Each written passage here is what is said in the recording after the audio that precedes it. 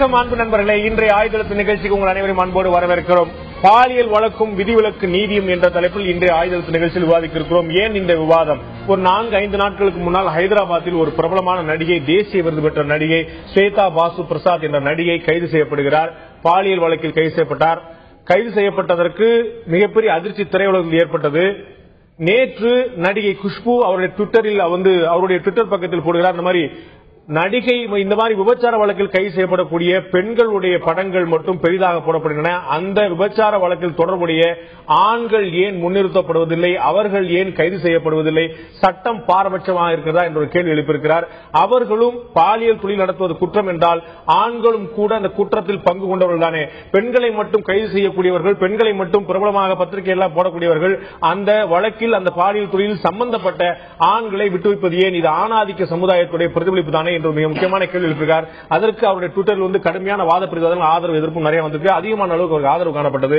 பாலியல் வழக்கில் பெண்கள் மீது பாரபட்சமான தான் சட்டமே இருக்கிறதா? இதில் காவல்துறை பாரபட்சமாக செயல்படுகிறதா அல்லது இயல்பிலேயே குற்றம் சாட்டப்படுவர்கள் பெண்கள் மட்டும்தானா? இதை பற்றி தான் இன்றைய ஆயுத நிகழ்ச்சி விவாதிக்கிறோம். அதற்கு முன்னால் நம்ம சிறப்பு செய்தியாளர் சலீம் சொல்லக்கூடிய தகவல் என்ன இப்போது பார்க்கலாம். விபச்சாரத்தை பொறுத்தவரை இந்தியாவில் காவல்துறையினர் பெரும்பாலும் என்ன செய்கிறார்கள் என்றால், விபச்சாரம் நடக்கும் இடம், அதாவது ஒரு பிராத்தலுக்கு ரைடுக்கு போகும்போது என்ன பண்றாங்க அப்படின்னா, விபச்சார புரோக்கர் ஆணா இருந்தாலும் சரி பெண்ணாக இருந்தாலும் சரி கைது பண்ணி சிறையில் அடைச்சிடுறாங்க. நிறைய பேர் மீது குண்டர் சட்டமே ஏவப்பட்டிருக்கிறது. ஆனா அதை 3 மாசத்துல உடைச்சிட்டு வந்த விபச்சார புரோக்கர்கள் எல்லாம் கூட இருக்காங்க. இது ஒரு புறம். விபச்சாரத்தில் ஈடுபட்ட அந்த பெண்ணை போலீசார் கைது செய்வது கிடையாது. இங்கேதான் புரிதல் தேவை என்கிறார்கள் போலீஸ்காரர்கள். பெண்ணை கைது செய்வது கிடையாது, மாறாக அங்கே விட்டு வர முடியாது. அதனால என்ன பண்றாங்க, ஒரு அரசு காப்பகத்தில் கொண்டு போய் சேர்க்கிறார்கள். அந்த அரசு காப்பகத்தில் கொஞ்ச நாள் பொறுத்து உறவினர்களோ அல்லது தெரிந்தவர்களோ கையெழுத்து போட்டாங்கன்னா, லெட்டர் எழுதி கொடுத்தாங்கன்னா அந்த பெண்ணை அனுப்பி விடுகிறார்கள். சம்பந்தப்பட்ட ஆணை கைது செய்வது கிடையாது. விபச்சாரத்தை பொறுத்தவரை இந்திய அரசு, அதாவது இந்திய சட்டம் என்ன சொல்கிறது, போலீசார் எப்படி செயல்படுத்துறாங்க என்பதில் ஒரு தெளிவு தேவை என்பதால் தமிழகத்தில் ஒரு ஃபேமஸ் ஐபிஎஸ் அதிகாரியை அணுகினோம். உயர் காவல்துறை அதிகாரி அவர் என்ன சொன்னார் அப்படின்னா, 2 கருத்து இருக்கிறது. ஒன்று போலீஸ் அதிகாரியாக என்னுடைய கருத்து, இன்னொன்று தனிப்பட்ட மனிதனாக என்னுடைய கருத்து. போலீஸ் அதிகாரியாக என்னுடைய கருத்து என்னவென்றால் அப்படின்னு சொல்லி அந்த உயர் போலீஸ் அதிகாரி சொன்னார், அதாவது விபச்சாரத்தில் ஈடுபடுகின்ற புரோக்கரை கைது செய்கின்றோம். புரோக்கர் ரொம்ப மோசமானவங்க. இது மக்கள் நினைக்கிற மாதிரி சாதாரண பிசினஸ் கிடையாது. இவங்களுக்கு மிகப்பெரிய நெட்வொர்க் இருக்கு. ரொம்ப திட்டமிட்டு இந்த காரியத்தில் ஈடுபடுகிறார்கள். நிறைய பெண்களை சில பேர் கடத்தி கொண்டும் வற்புறுத்துகிறார்கள். புரோக்கரை விடவே கூடாது, கைது பண்ணி போடணும். நாங்க வீசுகின்ற வலை விபச்சாரத்தை பொறுத்தவரை புரோக்கர்களுக்கு தான். அவங்களை கைது பண்ணாலே பாதி குறைஞ்சிரும். இது ரொம்ப ஒரு ஆர்கனைஸ்டு கிரைம் அப்படின்னு சொல்லி அந்த உயர் போலீஸ் அதிகாரி சொன்னார். அதாவது முன்னாடி எல்லாம் suppression of immoral trafficking act அப்படின்னு சொல்லி இருந்தது. இப்போ prevention of immoral trafficking act அப்படின்னு சொல்லியிருக்காங்க, மாற்றிருக்காங்க. இந்த சட்டத்தை வைத்துதான் இவர்களை கைது செய்கிறார்கள். நிறைய பெண்கள் வற்புறுத்தப்படுகிறார்கள், வறுமையின் காரணமாக வருகிறார்கள், பணத்தின் காரணமாக வருகின்றார்கள். அதனால அவங்களை கைது பண்ணி ஒன்றும் பிரயோஜனம் இல்லை. ஆனா ஒரு போலீஸ்காரனா இதுல ரொம்ப கடுமையான நடவடிக்கை எடுக்கணும் அப்படின்னா சம்பந்தப்பட்ட எல்லாரையும் கைது பண்ணணும். விபச்சார புரோக்கர்கள் ஆண் பெண் இருவரையும் ஏற்கனவே கைது பண்ணிட்டு இருக்கோம். ஈடுபடுகின்ற பெண் ஆண் இருவருமே கைது பண்ணணும். இதுதான் ஒரு காவல்துறை, அதாவது ஒரு போலீஸ்காரனா என்னுடைய ஒப்பீனியன் அப்படின்னு சொல்லி அந்த உயர் போலீஸ் அதிகாரி சொன்னார். ஒரு தனிப்பட்ட மனிதனாக என்னுடைய ஒப்பீனியன் அப்படின்னு சொல்லி அந்த உயர் போலீஸ் அதிகாரி என்ன சொன்னார் அப்படின்னா, பல நாடுகள்ல விபச்சாரத்தை விட்டுறாங்க கண்டுக்காம. சில நாடுகள்ல சட்டப்பூர்வமாவே இருக்கு. அதே போல இந்தியாவிலையும் கண்டுக்காம விட்டுறணும். அப்பொழுதுதான் பெண்களுக்கு எதிரான பாலியல் கொடுமைகள் குறைய வாய்ப்புள்ளது அப்படின்னு சொல்லி அந்த உயர் போலீஸ் அதிகாரி தன்னுடைய தனிப்பட்ட கருத்தாக இதை வெளிப்படுத்தினார். தனிப்பட்ட கருத்து எப்போதுமே வேறாக இருக்கிறது. உண்மையான வெளியில சமூகத்தின் பார்வைப்பட்ட கருத்தாக வேற ஒரு விஷயம் இருக்கிறோம். இல்ல பாலியல் வழக்கு ஆண்களுக்கு சாதகமாகவும் பெண்களுக்கு பாதகமாகவும் இந்த சட்டப்பிரிவே இருக்கிறதா அல்லது காவல்துறையினர் தான் அவ்வாறு செயல்படுகிறார்களா? இதை பற்றி தான் இந்த ஆயுதத்தில் விவாதிக்க இருக்கிறோம். இந்த நிகழ்ச்சியில் நம்முடைய ஓய்வு பெற்ற காவல்துறை கண்காணிப்பாளர் திரு கருணாநிதி அவர்கள் நம்முடைய இருக்கிறார். அதே போல வழக்கறிஞர் திரு ஸ்ரீதர் அவர்கள் நம்முடைய இருக்கிறார். அதே போல சமூக ஆர்வலர் திருமதி சல்மா அவர்கள் நம்முடைய இருக்கிறார். உங்கள் 3 பேரும் இந்த நிகழ்ச்சிக்கு வர இருக்கிற நண்பர்களே, நான் முதல்ல திரு கருணாநிதி ஆரம்பிக்க விரும்புகிறேன். நம்ம ஏற்கனவே திரு சலீம் சொன்னது போல குஷ்பு கோவப்பட்டிருந்தாங்க. இந்த மாதிரி பாலியல் வழக்குல தொடர்புடைய பெண்களை மட்டும் கைது பண்றாங்க, அவங்களை முகத்தெல்லாம் அம்பலப்படுத்துறாங்க, ஆனா தொடர்புடைய ஆண்களை ஏன் கைது பண்றதில்லை அப்படிங்கிற கேள்வி. அந்த கேள்வியை முதல்லயே திரு சலீம் சொன்ன தகவலும் நாம விசாரிச்ச தகவலும் சொல்ல அடிச்சேன்னா, பாலியல் வழக்குல தொடர்புடைய பெண்கள் கைது செய்யப்படுவதில்லை, அதாவது ஈடுபடக்கூடிய பெண்கள் கைது செய்யப்படுவதில்லை அப்படின்னு சொல்றாங்க. அதான் உண்மையா? அதாவது 2006க்கு முன்னாடி கைது பண்ணி போட்டுட்டு இருந்தாங்க. எப்படின்னு கேட்டீங்கன்னா, அதனுடைய நோக்கமே பெண்கள் ஆண்களை வற்புறுத்தி தன்னுடைய அழகை காட்டி ஆபாசமாக நின்று கொண்டு அவர்களை விபச்சாரத்துக்கு தூண்டி அழைத்து செல்வது. ஏன்னா அவர்களுக்கு பணம் போய் சேர்கிறது. பணத்திற்காக தங்களுடைய உடலை விற்பதற்கு சாதாரணமாக போய்கொண்டிருக்காங்களே, அதுக்காக தான் அந்த ஆக்ட் ஏற்படுத்தப்பட்டது. வேற ஒன்னும் வீட்டுல போய் பண்றதுக்காக இல்ல. மெயினா அழைத்து சொலிசிட்டிங்கிற வேர்டை யூஸ் பண்ணுவோம். அந்த மாதிரி உள்ளவர்களுக்காக ஏற்படுத்தப்பட்டது. அப்படி பண்ணும்போது அவர்கள் அரெஸ்ட் பண்ணியிருந்தாங்க. பின்னாடி 2006ல எல்லாம் ரெப்ரசன்ட் பண்ணி இது ஏழ்மை காரணமாக அல்லது பிறருடைய வச்சுறுத்தல் தூண்டுதல் பேர்ல இது மாதிரிலாம் நாங்க உடலை இது பண்ற மாதிரி வந்துருச்சு, அதனால எங்களை அக்யூஷன் பண்ணக்கூடாது, விக்டிமா ட்ரீட் பண்ணணும், அதாவது பாதிக்கப்பட்டவர்களாக நினைக்கணும்னு அவங்க கோர்ட்ல அப்ரோச் பண்ணி கேட்டதுக்கு அப்புறம் இந்த சுப்ரீம் கோர்ட்ல ஒரு ரூலிங் கொடுத்து அதை அமெண்ட் பண்ணிருக்கிறாங்க. கைது செய்யப்படுறதுல இப்ப கைது செய்யப்படுறதுல அவங்க விக்டிமா ட்ரீட் பண்ணி, அதாவது விபச்சாரத்தில் ஈடுபடுத்தப்பட்ட பெண்கள் கைது செய்யப்படுவதில்லை. அதுல ஈடுபடுத்துறவங்க அவங்களுக்கு புரோக்கரா இருந்தவங்க இல்லாட்டி தொழில் நடத்த உதவி செஞ்சவங்க அந்த மாதிரி நாட்கள் கைது செய்யப்படுறாங்க. அது நான் விரிவா விவாதிக்க விரும்புறேன். அதுக்கு முன்னாடி நான் நீங்க சொன்ன ஒரு விஷயம் தெரிஞ்சுக்க விரும்புறேன். இன்னைக்கும் இதெல்லாம் நடைமுறையில் இருக்கா? நீங்க சொன்ன அந்த சொலிசிட்டிங் சொன்னீங்க, அந்த பார்த்துட்டு கையை அழைக்கிறது, சைகை காட்டியது, என்ன கூப்பிட்டாங்க, நடு ரோட்ல இருந்து கூப்பிட்டாங்க, அதெல்லாம் நடைமுறையில் இருக்குதா? இவ்வளவு எவ்வளவு நாடு முன்னேறி எவ்வளவு தூரம் அந்த எஸ்கார்ட்ங்கிறது இன்டர்நெட்லயும் மொபைல்லயும் வாட்ஸ்அப்லயும் எவ்வளவு சாதாரணமா நடக்கக்கூடிய விஷயமாயி போச்சு. இன்னமும் என்னை அழைத்தார் அப்படிங்கறதுலாம் சாத்தியமா? அப்ப சட்டம் எப்படி ப்ரூவ் பண்ண முடியும்? இப்ப குறைஞ்சிருச்சு. அதாவது முந்தி கிடையாது இருந்தது, இப்ப கிடையாது. இப்ப அந்த மாதிரி பாலியல் தொழில் கிடையாதுன்றீங்களா? இல்ல இந்த மாதிரி பொது இடத்துல நின்று கொண்டு கூப்பிடுறதுங்கிறதெல்லாம் இப்ப கிடையாது. அப்ப எப்படி அரெஸ்ட் பண்றீங்க? தகவல் இருந்தால்தான். இப்ப ஒரு இடத்துல நடக்குது, விபச்சாரம் நடக்குது அப்படிங்கறது நான் தெரிஞ்சுன்னா ஒரு ஆளை அனுப்பி டிகாய் மாதிரி அனுப்பி, நீங்க சொன்னபடி அதாவது ஒரு பெண் பாலியல் தொழிலுக்கு ஒரு ஆணை வற்புறுத்தி அழைத்தார் அப்படின்னா நீங்க கைது பண்ணுவீங்க. இப்ப சொல்றீங்க ஒரு தகவல் உங்களுக்கு கிடைச்சா பண்ணுவாங்கன்னு. ஒரு இடத்துல ஒரு ஆணோ பெண்ணோ என்னமோ பண்ணிட்டு போறாங்க, வயது வந்த ஆணும் வயது வந்த பெண்ணும் அவங்க எப்படி விருப்பப்பட்டு இருக்கிறாங்களோ அதை தடுக்கிறதுக்கு சட்டம் இல்ல. அப்ப நீங்க அதுல போய் நீங்க வாலண்டரா உள்ள போந்து ஒரு ஆள் செய்யறதுங்கிறது சட்டத்தை வளைக்கக்கூடிய முயற்சி இல்லையா? இது இல்ல. நான் சொல்றது ஒரு இடத்துல பெண்ணை வைத்து தொழில் நடத்தி கொண்டிருக்காரு அப்படிங்கிற தகவல் கிடைச்சிச்சுன்னா அந்த இடத்துக்கு ஒரு டிகாய் மாதிரி ஒருத்தர் அனுப்பி பணம் கொடுத்து இந்த மாதிரி போக சொல்லிட்டு அவங்க போனாங்கன்னு தெரிஞ்ச உடனே போய் அரெஸ்ட் பண்றாங்க. அப்படி அரெஸ்ட் பண்ணும்போது உண்மை தெரியும், அந்த பெண் சம்பந்தப்பட்ட பெண் ஒரு விக்டிமா இருப்பாங்க, அவரை ஈடுபடுத்துறவரை அரெஸ்ட் பண்ணுவாங்க. இந்த பெண்ணை பெரும்பாலும் அதெல்லாம் ஹோமுக்கு அனுப்பிச்சிடறாங்க. இப்போ காப்பாங்களுக்கு அனுப்பிடுறாங்க. நான் திரும்ப சல்மான்ட்ட கேட்க விரும்புறேன். திரு கருணாநிதி சொன்னது போல இது போன்ற வழக்குல கிட்டத்தட்ட 2006க்கு பிறகு பாதிக்கப்பட்ட பெண்களை விக்டிமா தான் பாக்குறாங்க. அவங்களை ஒரு அக்யூஸா சேர்க்கறதுல, கைது பண்றது இல்ல, அவங்களை நீதிமன்றத்தில் ஆஜர்படுத்தி இது மாதிரி அந்த பெண்கள் மீட்பு அப்படின்னு சொல்லிட்டு அவங்கள காப்பகத்தில் ஒப்படைக்கிறாங்க.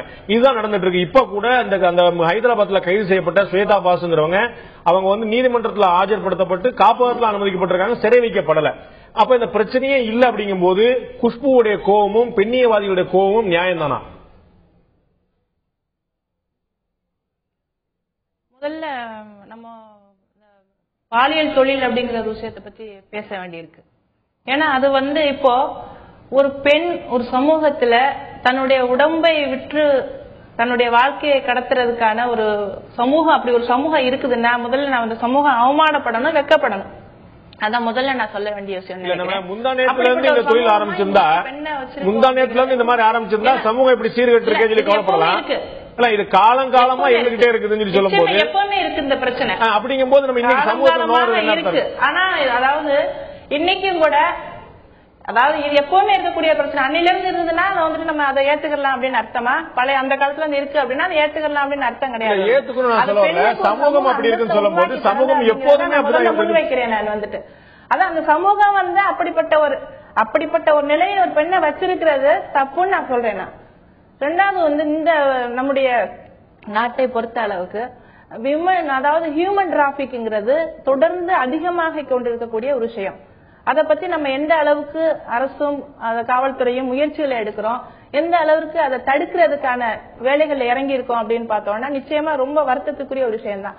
இன்றைக்கு இத்தனை சதவீத பெண்கள் பார்த்தோம்னா, கணக்கெடுத்து பார்த்தோம்னா எத்தனையோ பெண்கள் குழந்தைகள் கடத்தப்படுறாங்க அப்படின்னு சொன்னா இந்த ஹியூமன் டிராபிக்ல அத்தனை பேருமே பாலியல் தொழிலுக்கு அழைத்து வரப்படுகிறார்கள், கடத்தி வரப்படுகிறார்கள் அப்படின்னு அர்த்தம்.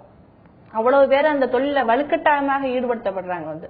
இன்னைக்கு நம்மளுடைய நாட்டுல இருக்கக்கூடிய சட்ட ஆக்ட் என்ன சொல்லுதுன்னா, அதாவது 1986ல இம்மாரல் டிராபிக் பிரிவென்ஷன் ஆக்ட் படி விபச்சாரம் செய்யறது குற்றம் அல்ல அப்படிதான் சொல்லியிருக்காங்க. அப்படி இருக்கிறப்போ ஒரு பெண் தன்னுடைய உடலை தன்னுடைய விருப்பத்திற்கு உட்பட்டு அவ விற்பனை செய்யறா அப்படிங்கறத சட்டம் தடுக்கல, சட்டம் ஏத்துக்கிறது. ஆனால் இந்த பிரச்சனை எப்படி இங்க வருதுன்னு சொன்னா நிச்சயமாக அந்த பெண் விக்டிம் தான், குற்றவாளி அல்ல, அது கைது செய்யவும் முடியாது. ஒரு சிறிய ஒரு விளக்கம் பெற முயற்சிக்கிறேன். குறுக்கிட மன்னிக்க சொல்லுமா, அதாவது ஒரு பாலியல் தொழில வந்து ஒரு பெண் வந்து தொழிலா நடத்தினாங்கன்னு அது வந்து நிச்சயமா சட்ட விரோதம். அது அவங்களுடைய சுய விருப்பத்துக்காக செஞ்சாங்கன்னா சட்டவிரோதம் ஆக முடியாது. அவங்க இல்ல நீங்க இல்ல விபச்சாரத்தை சட்டம் ஏற்றுக்கொள்ளும் சொன்னீங்களா, அதுக்காக சொல்ல வரேன். முடியாது, தனிப்பட்ட முறையில செய்யறத வந்து யாரும் ஒண்ணு பண்ண முடியாது. அதாவது தன்னுடைய தனிப்பட்ட விருப்பப்படி அந்த பெண் செய்யறது வந்து தவறு இல்லைன்னு சட்டம் சொல்லுது. ஆனா இந்த கடத்தப்பட்டு அவங்களை அடைச்சு வச்சு அவங்க மூலமாக அவங்க உடம்ப வந்து விற்பனை செய்யறது ஒரு பெரிய நெட்வொர்க்கே இருந்துகிட்டு இருக்கு. வந்து நான் திரும்ப வர்றேன் சல்மா, நான் உங்கள்ட்ட திரும்ப வர்றேன். அதுக்கு முன்னாடி நான் வந்து திரு ஸ்ரீதரத்தை கேட்டு விரும்புறேன்.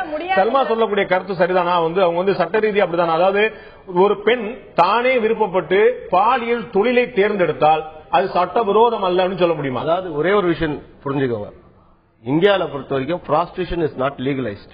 சட்டப்பூர்வமா அங்கீகாரம். அவங்க என்ன சொல்ற கன்ஃபியூஸ் பண்றாங்க என்னன்னா, prostitution வேற, கன்சென்ட் செக்ஸ் வேற.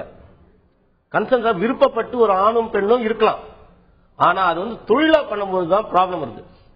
இப்ப இங்க பொறுத்த வரைக்கும் நீங்க சொல்ற மாதிரி இந்த வழக்கெல்லாம் பாத்தீங்கன்னா, இப்போ நீங்க இந்த நடிகையோட வழக்க பாத்தீங்கன்னா பேப்பர்ல வந்த நியூஸ் என்ன சொல்றா, 85,000 அந்த பெண் வாங்கியிருக்காங்க, 15,000 இந்த புரோக்கர் வாங்கியிருக்காங்க.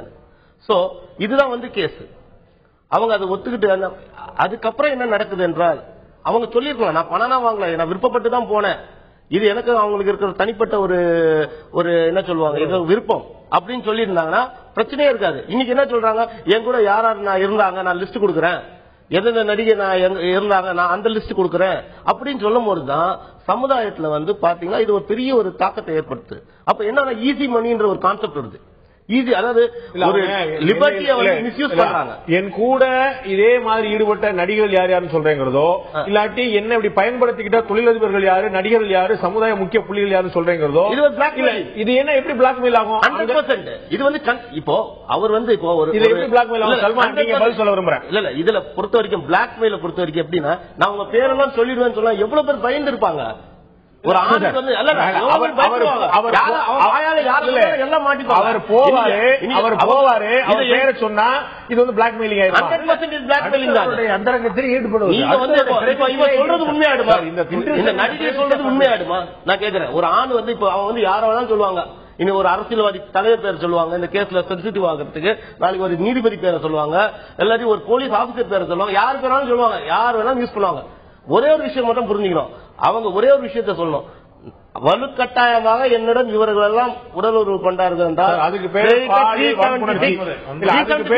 அது வந்து பாலியல் வன்புணர்ச்சி.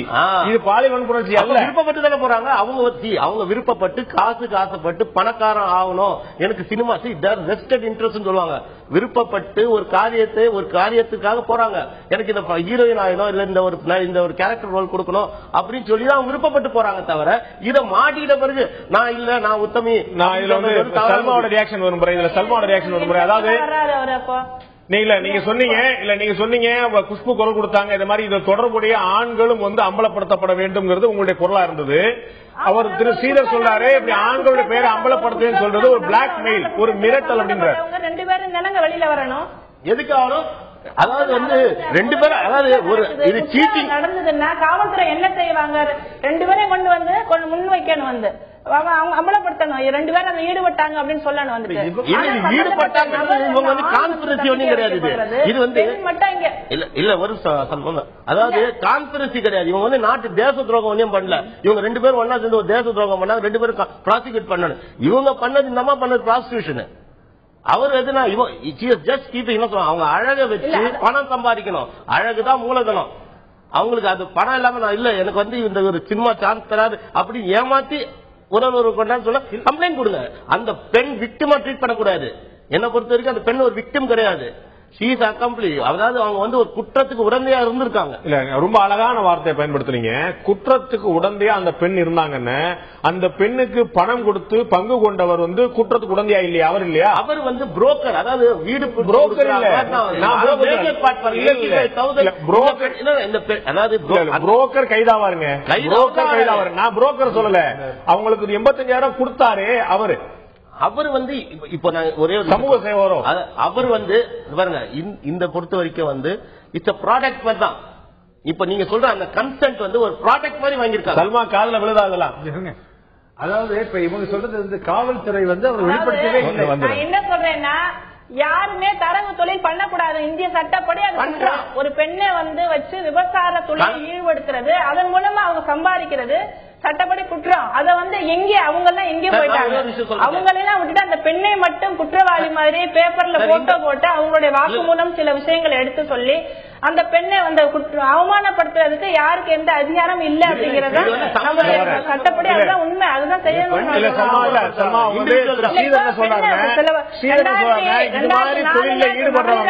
ஒரு ப்ராடக்ட் மாதிரி தான், ஒரு பொருள் மாதிரி தான், சந்தைப்படுத்துதல் தான் இதுல இருக்கு அப்படின்றாங்க. இத சந்தைப்படுத்த ஒரு ப்ராடக்ட் பெண்ணை அப்படிதான் வச்சிருக்கு இந்த சமூகம். பெண்ணை நீங்க அப்படிதான் வச்சிருக்கீங்க. அதுதான் பிரச்சனை. பெண்ணை ஒரு பொருளா நடத்திட்டு ஒரு சமூகம் திரும்ப திரும்ப சொல்றோம். விபச்சாரத்துக்கு அனுப்ப முடியாது. ஒரு பெண்ணை வந்து விருப்பம் இல்லாம பெண்கள் எவ்வளவு கடத்தல் நடக்குது. நீங்க கடத்தல் பொறுத்த வரைக்கும் பாருங்க, கடத்தலை பொறுத்த வரைக்கும் எத்தனை லட்சக்கணக்கான பெண்கள் ஈடுபடுத்தப்படுறாங்க, இல்ல ஒரே ஒரு விஷயம் ஈடுபடுத்தப்பட்டு இருக்காங்க வந்து. அதெல்லாம் நீங்க என்ன இந்த அரசு என்ன பண்ணிட்டு இருக்காங்க? காவல்துறை எப்படி அவங்களை எல்லாம் காப்பாத்துது? நடக்கிறது இல்ல. இல்ல நீங்க வந்து இது வந்து ஒரு ப்ராடக்ட் மாதிரி சொன்னதுக்கு சமூகம் அப்படித்தான் வச்சிருக்குன்னு சொன்னீங்க. நாம பேசிட்டு இருக்கக்கூடிய முக்கியமான கேஸ்ல பாத்தீங்கன்னா அவங்க விருப்பப்பட்டு வந்திருக்காங்க, அவங்களே அட்மிட் பண்ணிருக்காங்க. ஆமா நான் வந்து உடன்பட்டு தான் இதை செஞ்சேன்னு யாரும் என்னை வற்புறுத்தினா சொல்லல, அவங்களே அட்மிட் பண்ணிருக்காங்க எனக்கு உடன்பாடு இருந்தது. இதுல சமூகம் இப்படி வச்சிருந்தது நீங்க யாரையும் மூன்றாவது மனுஷனை வந்து கம்ப்ளைண்ட் பண்ணுங்க. விருப்பப்பட்டு செய்யறத வந்து விருப்பப்பட்டு செய்யறத 1-2 எக்ஸப்ஷனை பத்தி நம்ம பேச வேண்டாம், அது 2வது பட்சம்.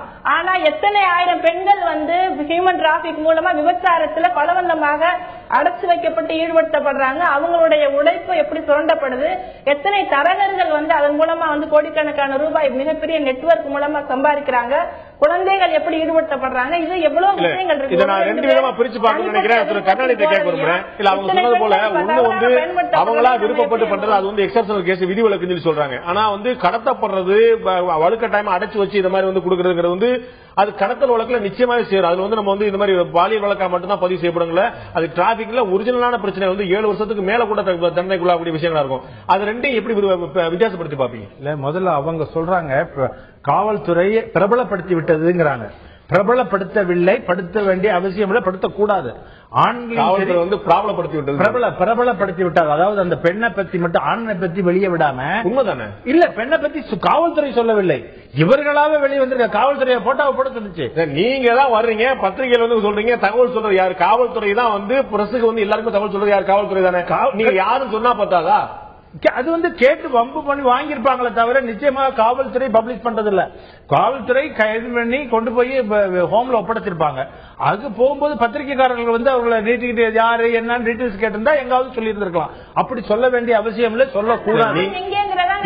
இருங்க, அதாவது இவர்கள் சொல்ற குற்றச்சாட்டுக்கு சொல்றேன். காவல்துறை அத மாதிரி ஆணையும் சரி பெண்ணையும் சரி குழந்தைகள் எந்த குற்றவாளிகளை பற்றிய விவரம் நீங்க போகக்கூடிய ரைடே பாத்தீங்கன்னா கமுக்கமா நடக்கக்கூடிய ரைடு. யாரும் சொல்லிட்டு நீங்க வந்து முன்னெடுப்பு பண்ணி பண்றது இல்ல. அப்புறம் எப்படி மீடியாவுக்கு போகுது? நான் கேட்கிறேன். மீடியா பீப்புள் இவங்க எப்படியாச்சும் வெளியில கொண்டு போகும்போது முகத்தை மூடி கொண்டு போனா கூட எங்காச்சும் ஒரு இடத்துல பிடிச்சிடறாங்க. அதுக்கு வந்து காவல்துறை முடியாது. எவ்வளவு அதாவது நீங்க வந்து இதுல காட்டியிருக்க போட்டோ ஏற்கனவே இவர்கள் பிரபலமா இருந்தவர்கள் அவங்க இல்ல. அவங்களுடைய சல்மாவுடைய கேள்வியோ குஷ்புடைய கேள்வியோ பெண்ணியவாதிகளுடைய கேள்வியோ வந்து நீங்க ஏன் வெளியே சொல்றீங்கிறது இல்ல. வெளியே சொல்ல இல்ல அவங்க அது இல்ல, நீங்க சரியா புரிஞ்சுக்கல. அவங்க வந்து ஏன் பெண்ணுடைய முகத்தை அம்பலப்படுத்துறீங்கிறதுல பெண்ணோட முகத்தை அம்பலப்படுத்துற மாதிரி ஏன் அதுல ஈடுபட்ட ஆணுடைய முகத்தையும் அம்பலப்படுத்துவதில்லை. அம்பலப்படுத்துவதில்லை வெள்ளைன்னு சொல்றீங்க, அப்புறம் அம்பலப்படுத்தணுங்கிறீங்களா? அம்பலப்படுத்தவில்லை. இல்ல இல்ல இல்ல, உங்களுக்கு நல்லா தெரியும் பெண்கள் இதுவரைக்கும் உங்களுடைய அனுபவத்தை சொல்லுங்க. இதுவரைக்கும் பிரபலமா கைதான நடிகைகள் யாரு, பிரபலமா கைதான பெண்கள் யாருன்னு பெரும் பட்டியல் கொடுக்க முடியும். அவங்களோட அந்த சம்பவத்துல கூட இருந்தது யாருன்னு இதுவரைக்கும் ஒரு ஆண் பேர் இருக்குதா? அதாவது அப்ப நீங்களே வந்து சட்டப்பூர்வமா செய்யறதா வச்சுக்கிட்டா கூட நீங்களே வந்து பாரபட்சமா சொல்றீங்க தான் குற்றச்சாட்டு. இல்ல, அவர்கள் ஏற்கனவே பிரபலமானவர்கள் வந்து பத்திரிகையில வர்றது காரணம் ஏற்கனவே அவர்களுடைய போட்டோ இதெல்லாம் பர்டிகுலர்ஸ் எல்லாம் இருக்கு. அதனால அவர்களுடைய சாதாரணமான இந்த இல்லாதவர்களுடைய போட்டோ வராங்க. ஏற்கனவே பிரபலமானவர்கள்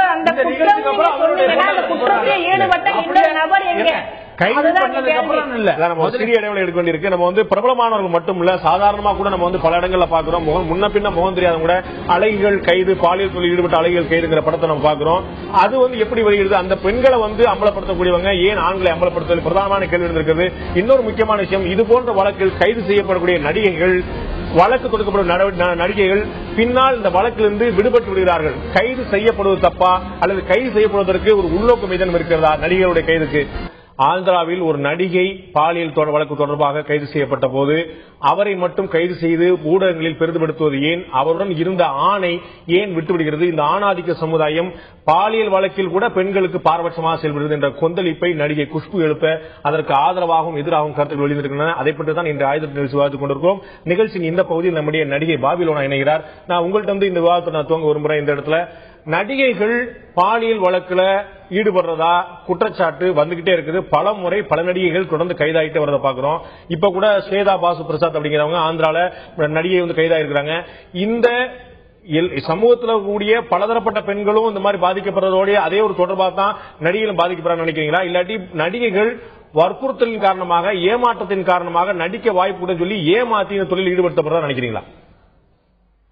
பாபிலோனா இல்ல, இப்போ இந்த இது see in the prostitution all over the world, it's the oldest profession in the world. நேத்தோ இன்னைக்கோ தொடங்கின ஒரு விஷயம் இல்ல, சரிங்களா? ஒரு காலத்துல தேவதாசி கம்யூனிட்டின்னு ஒண்ணு இருந்திருக்கு. சோ அந்த காலத்துல இருந்தே காலங்காலமா பரம்பரை நம்ம சொல்ற மாதிரி இந்த ஒரு விஷயம் பரம்பரையா காலங்காலமாவே இருக்கிற ஒரு விஷயம். திடீர்னு பெண்களை வந்து பணம் ஆசை காட்டியோ இல்ல சான்சஸ் வாங்கி தர ஆசை காட்டியோ யாருமே போர்ஸ் பண்றது இல்ல. பெண்களே வில்லிங்கோட தான் they are going. பட் என்னோட ஒரு ஒப்பீனியன் என்னன்னா, பெண்களை மட்டும் பிடிச்சு ஜீப்ல ஏத்துறது, மேஜிஸ்ட்ரேட் கிட்ட முன்னாடி கொண்டு போயிட்டு ஃபைனை கட்டி வெளியாக்குறது, இது ஏன் பெண்களுக்கு மட்டும் ஏன் கொடுக்கறாங்க? ஆண்கள் யார்? அவன் வந்து ரிக்ஷாக்காரனா இருக்கட்டும், இல்லைன்னா மேபி மீடியால தெரிஞ்ச ஒரு பிரபலமா இருக்கட்டும், பெரிய director, producer, minister, what ever it is, அவங்களையும் கொண்டு போய் சமுதாயம் இந்த சொசைட்டி முன்னாடி போய் நிப்பாட்டணும். அவங்களையும் அதே ஜீப்ல ஏத்தணும். பெண்களுக்கு என்ன ஃபைனோ அதே ஃபைன் அவங்களுக்கு கொடுக்கணும். பெண்களை எப்படி சிறையில தள்ளுறாங்க அதே மாதிரி ஆண்களையும் தள்ளணும். இதுதான் என்னோட ஒரு கருத்து. உங்களுக்கு தெரியுமா, சட்டத்தின்படி வந்து ஆண்கள் கைது செய்யப்படுறதுக்கு சட்டத்திலேயே இடம் இல்லையா? அதுல சொல்லுவாங்களா, ஒரு காமெடி ஜோக்ல சொல்லுவாங்க, கடல்லையே மீன் இல்லையா? அது மாதிரி சட்டத்திலே இடம் இல்லையா? அப்ப அந்த சட்டமே மாற்றம் நினைக்கிறீங்களா? எங்களை வந்து பாதிக்காத ஒரே சட்டம் தான் சார். எவ்வளவு ஆணாதிக்க சிந்தனை. ஒரு காலம் இல்ல அப்பெல்லாம் பாத்தீங்கன்னா ரேப் கேஸ் தான் போடுவாங்க. இப்ப வந்து நியூ டேர்மா மாறி போய் பாலியல் பலாத்காரம்னு மாத்திட்டாங்க. அப்ப அதே மாதிரி இதுவும் மாத்தலாம் இல்லையா? பெண்கள் கிட்ட மட்டும் தான் தப்பு இருக்குன்னு சொல்றது ரொம்ப ஒரு தப்பான ஒரு கருத்து. இதை நான் ஒத்துக்கவே மாட்டேன். சான்ஸே இல்ல. ஆண்களையும் பிடிக்கணும், அந்த ஸ்பாட்ல ஆண்களையும் பிடிக்கணும். ஆண்களை மட்டும் விட்டுடுறாங்க. மேபி ஆண்கள் வந்து அதிகம் பணம் கொடுக்கறதுனால ஆண்களை மட்டும் எஸ்கேப் பண்ணிடுறாங்களான்னு தெரியல. இல்ல அப்படி இல்ல, சட்டத்துல எப்படி இருக்கு? நான் சல்மான்ட்ட கொண்டு போகிறோம். இதுல வந்து பார்த்தோம்னா இது வந்து ஆண்கள் பாதிக்கப்படுறாங்களா பெண்கள் பாதிக்கப்படுறாங்களா அப்படிங்கிற தாண்டி அந்த சட்டத்துல இம்மாரல் டிராபிகிங் ஆக்ட்லயே வந்து ஆண்கள் கைது செய்யப்படுற பத்தின அம்சமே இல்ல. ஆண்கள் வந்து பாலியல் தொழிலை நடத்தினாலோ, பாலியல் தொழில் நடத்த இடம் கொடுத்தாலோ, பாலியல் தொழிலுக்கு வற்புறுத்தி இருந்தாலோ ஒரு ஆண் அங்க கைதாக முடியுமே தவிர பாலியல் தொழில பங்கு கொண்டதாக ஒரு ஆண் கைதாக முடியாது. சட்டத்திலே அதற்கான வாய்ப்பு இல்ல. உங்களுடைய கேள்வி சட்டத்திலே தப்பு அப்படிங்கிறதா, சட்டம் அமல்படுத்தல் தப்புங்கிறதா? அதுதான் நாம் ஆரம்பத்துல சொன்னது. அதான் வந்து விபச்சாரம் 2 பேரும் இணைஞ்சு ஒரு விஷயத்த செய்யறப்போ அது தவறு இல்லைன்னு சட்டம் வந்து சொல்லுது. அதனால 2 பேரையுமே கைது செய்ய முடியாது. ஆனா இங்க என்ன, யாரையாவது வற்புறுத்தி அவங்கள பயன்படுத்தி விபச்சார தொழில் செய்யறது, அது போல விஷயங்கள் தான் குற்றம்னு பார்க்கப்படுது. அப்படின்றப்ப இவங்க 2 பேரும் ஒரு விஷயத்தை விரும்பி செஞ்சாங்கன்னா இங்க வந்து 2 பேருமே குற்றம் இல்லைன்னு கைது செய்ய முடியாத பட்சத்துல இன்னைக்கு இந்த பெண்ணை மட்டும் கைது செய்யறது, அதாவது பெண்ணை வந்து மிகப்பெரிய அளவிற்கு எல்லா இடத்துலயும் போட்டோ போட்டு அவங்களை அவமானப்படுத்துறது அவளுடைய உரிமைகளுக்கு எதிரான ஒரு விஷயம். அப்படிதான் நம்ம பார்க்கணும். எங்க ஒரு குற்றமே நீங்க அதை சொல்லிட்டீங்க, குற்றத்தின் மூலமா தான் நாங்க அந்த பெண்ணை கைது செய்யறோம், குற்றம் நடந்துச்சு நீங்க சொல்றீங்க. அப்ப அந்த குற்றத்தில் ஈடுபட்ட இன்னொரு நபர் எங்கேன்னு நம்ம தேட வேண்டியது, கேட்க வேண்டியது ஒரு அடிப்படையான கேள்வி நான் நினைக்கிறேன். அது நான் மட்டும் பெண்ணியவாதின்னு கேட்க கூடாது, குஷ்பு கேட்கறாங்க, நீங்க யார் வேணாலும் கேட்கலாம். ஒரு குற்றம் நடக்குதுன்னா அந்த சம்பந்தப்பட்ட 2 பேரும் அங்கே ஆஜராகணும் இல்லையா? அப்ப ஒருத்தர் மட்டும் ஆஜர்படுத்தப்படுறது, ஒருத்தர் மட்டும் அவமானப்படுத்தப்படுறதுதான் மிகப்பெரிய ஒரு கொந்தளிப்பை உருவாக்குதுன்னு நான் நினைக்கிறேன். அதுக்கான கேள்விக்கு நம்ம பதில இதுல வந்து முக்கியமான இன்னொரு ஒரு பாலியல் தொழில் அப்படிங்கிறது ஒரு குற்றம் சொல்லி பதிவு பண்றீங்க. அந்த குற்றம் வந்து நடந்திருக்குன்னு சொல்லும் போது அந்த குற்றத்துல தொடர்புடைய ஒருத்தர் மட்டும் கிடையாது, 2 பேர் இருக்காங்க. ஒருத்தர் கைது பண்றீங்க, வெளியில பிரபலப்படுத்துறீங்க, எல்லாமே பண்றீங்க. இன்னொருத்தர் யாருங்கிற அடையாளமே தெரியும். குற்றம் நடந்திருக்குன்னா அந்த உடந்தையா இருந்த 2 பேருமே அந்த குற்றச்சாட்டுக்குள்ளானும். இது 2 பேர். அதுதான் நம்ம ஆரம்பத்துல இருந்து சொல்றேன். இதுல வந்து இந்த நடக்கிற குற்றத்துல பணமாக பெற்று பயனடைகிறது பெண் அப்படிங்கறதுனாலதான் அவங்களை அரெஸ்ட் பண்றோம். அது கூட மிந்தி வந்தது முதல்ல 2006க்கு முன்னாடி தான். இருங்க நான் வந்து ஒரு கொலைசியை சொல்லி உங்களுக்கு 10 லட்சம் ரூபாய் கொடுக்குறேன். பணத்தை அனுபவிச்சது நீங்க, பணத்தை வாங்கிக்கிட்டது நீங்க. கொலை செஞ்ச உங்களை மட்டும் கைது பண்ணுவாங்களா, இல்லாட்டி உங்களுக்கு 10 லட்சம் ரூபாய் கொடுத்தா என்ன கைது? அந்த அஃபென்ஸோட இதை கம்பேர் பண்ண முடியாதுங்க. அதை கம்பேர் பண்ண முடியாது. நீங்க அது வேறங்க, அது வந்து கான்ஸ்பிரசிங்கிறதுல வரும். இது வந்து it is not a conspiracy, அதாவது கன்சென்ட்ல போறாங்க. அப்படிங்கும்போது இது வந்து கான்ஸ்பிரசி வராது. நீங்க சொல்றது கான்ஸ்பிரசி. ஒருத்தர் பாதிக்கப்படுறாங்க, இவங்க 2 பேர் பண்றதுல யார் பாதிக்கப்படுறாங்க?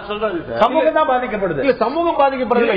இதுல வந்து பெண்கள் வந்து எல்லா விதமா அவமரியாதை கைது பண்றது இல்ல. நீங்க வந்து ஹோம்ல தான் காப்பகத்தான் வைக்கிறீங்க, எல்லாம் ஓகே. ஆனா ஒரு பெண் வந்து பாலியல் தொழில ஈடுபட்டிருக்கா அப்படின்னு தெரிஞ்சா சமூகத்தின் பார்வையில் அவர் கேவலமா பார்க்கப்படுறாளா இல்லையா? அதற்கெல்லாம் அப்ப அந்த பொண்ணோட பாலியல் தொடர்பு வச்சிருந்த ஆணுக்கும் அதே அவமரியாதை கிடைக்க வேண்டுமா இல்லையா? நீங்க போடுறது நான் இல்ல, நீங்க போட்டதை பத்தி பேசிட்டு இருக்கீங்க. நாங்க வந்து பிரபலப்படுத்தவே இல்லை. நான் வந்து நீங்க சொல்றீங்க பிரபலம், நான் வந்து கருணாநிதி வெளியே விடுறாரான்னு நான் கேட்கல. இல்லங்க, நான் சொல்றது காவல்துறை இதை வந்து கசி விடுதான்னு கேட்கல. நான் சொல்றது வெளியில தெரியுது. ஊடகங்கள் எப்படியோ வந்து ஊடகங்கள் வருது, நாங்க பண்றோம், யாரோ பண்றோம். நாங்க இப்படி வரும்போது இந்த அவமரியாதைக்கு யார குறை சொல்றது? இப்போ சட்டத்துல என்ன சொல்லிருக்குன்னா, இவர்களை வந்து பாதிக்கப்பட்டவர்களாக நினைத்து கொண்டு போய் ஹோம்ல வைத்து அவர்களுக்கு உதவித்தொகை கொடுத்து அவருடைய வாழ்க்கையை மாற்றி அமைத்துக் கொள்ள சொல்லி சட்டம் சொல்லுது. அதே மாதிரி அதுல பங்களிச்ச ஆன இன்னொரு ஹோம்ல கூட்டு போய் இப்படி எல்லாம் போக கூடாதுப்பா, வீட்டுல காலத்துல கல்யாணம் பண்ணிக்கோ, இந்த மாதிரி சொல்றது. நீங்க சொல்றது உங்களுக்கு நியாயமா இருக்கான்னு பாருங்க. எங்க பணம் வைத்துக் கொண்டு சுகத்துக்காக போற ஒரு ஆணைக்கு கொண்டு போய் ஹோம்ல வைங்கிறீங்க. நான் சொல்றது நல்ல நிலையில தனக்கு ஆதாரம் இல்லாமல் இந்த தொழிலுக்கு வந்த ஒரு பெண்ணை கொண்ட ஹோம்ல வைக்கிறதுக்கும் திமிர் எடுத்து போய் காசு கொடுக்கறவன போய் யார் தண்டிக்கணும்?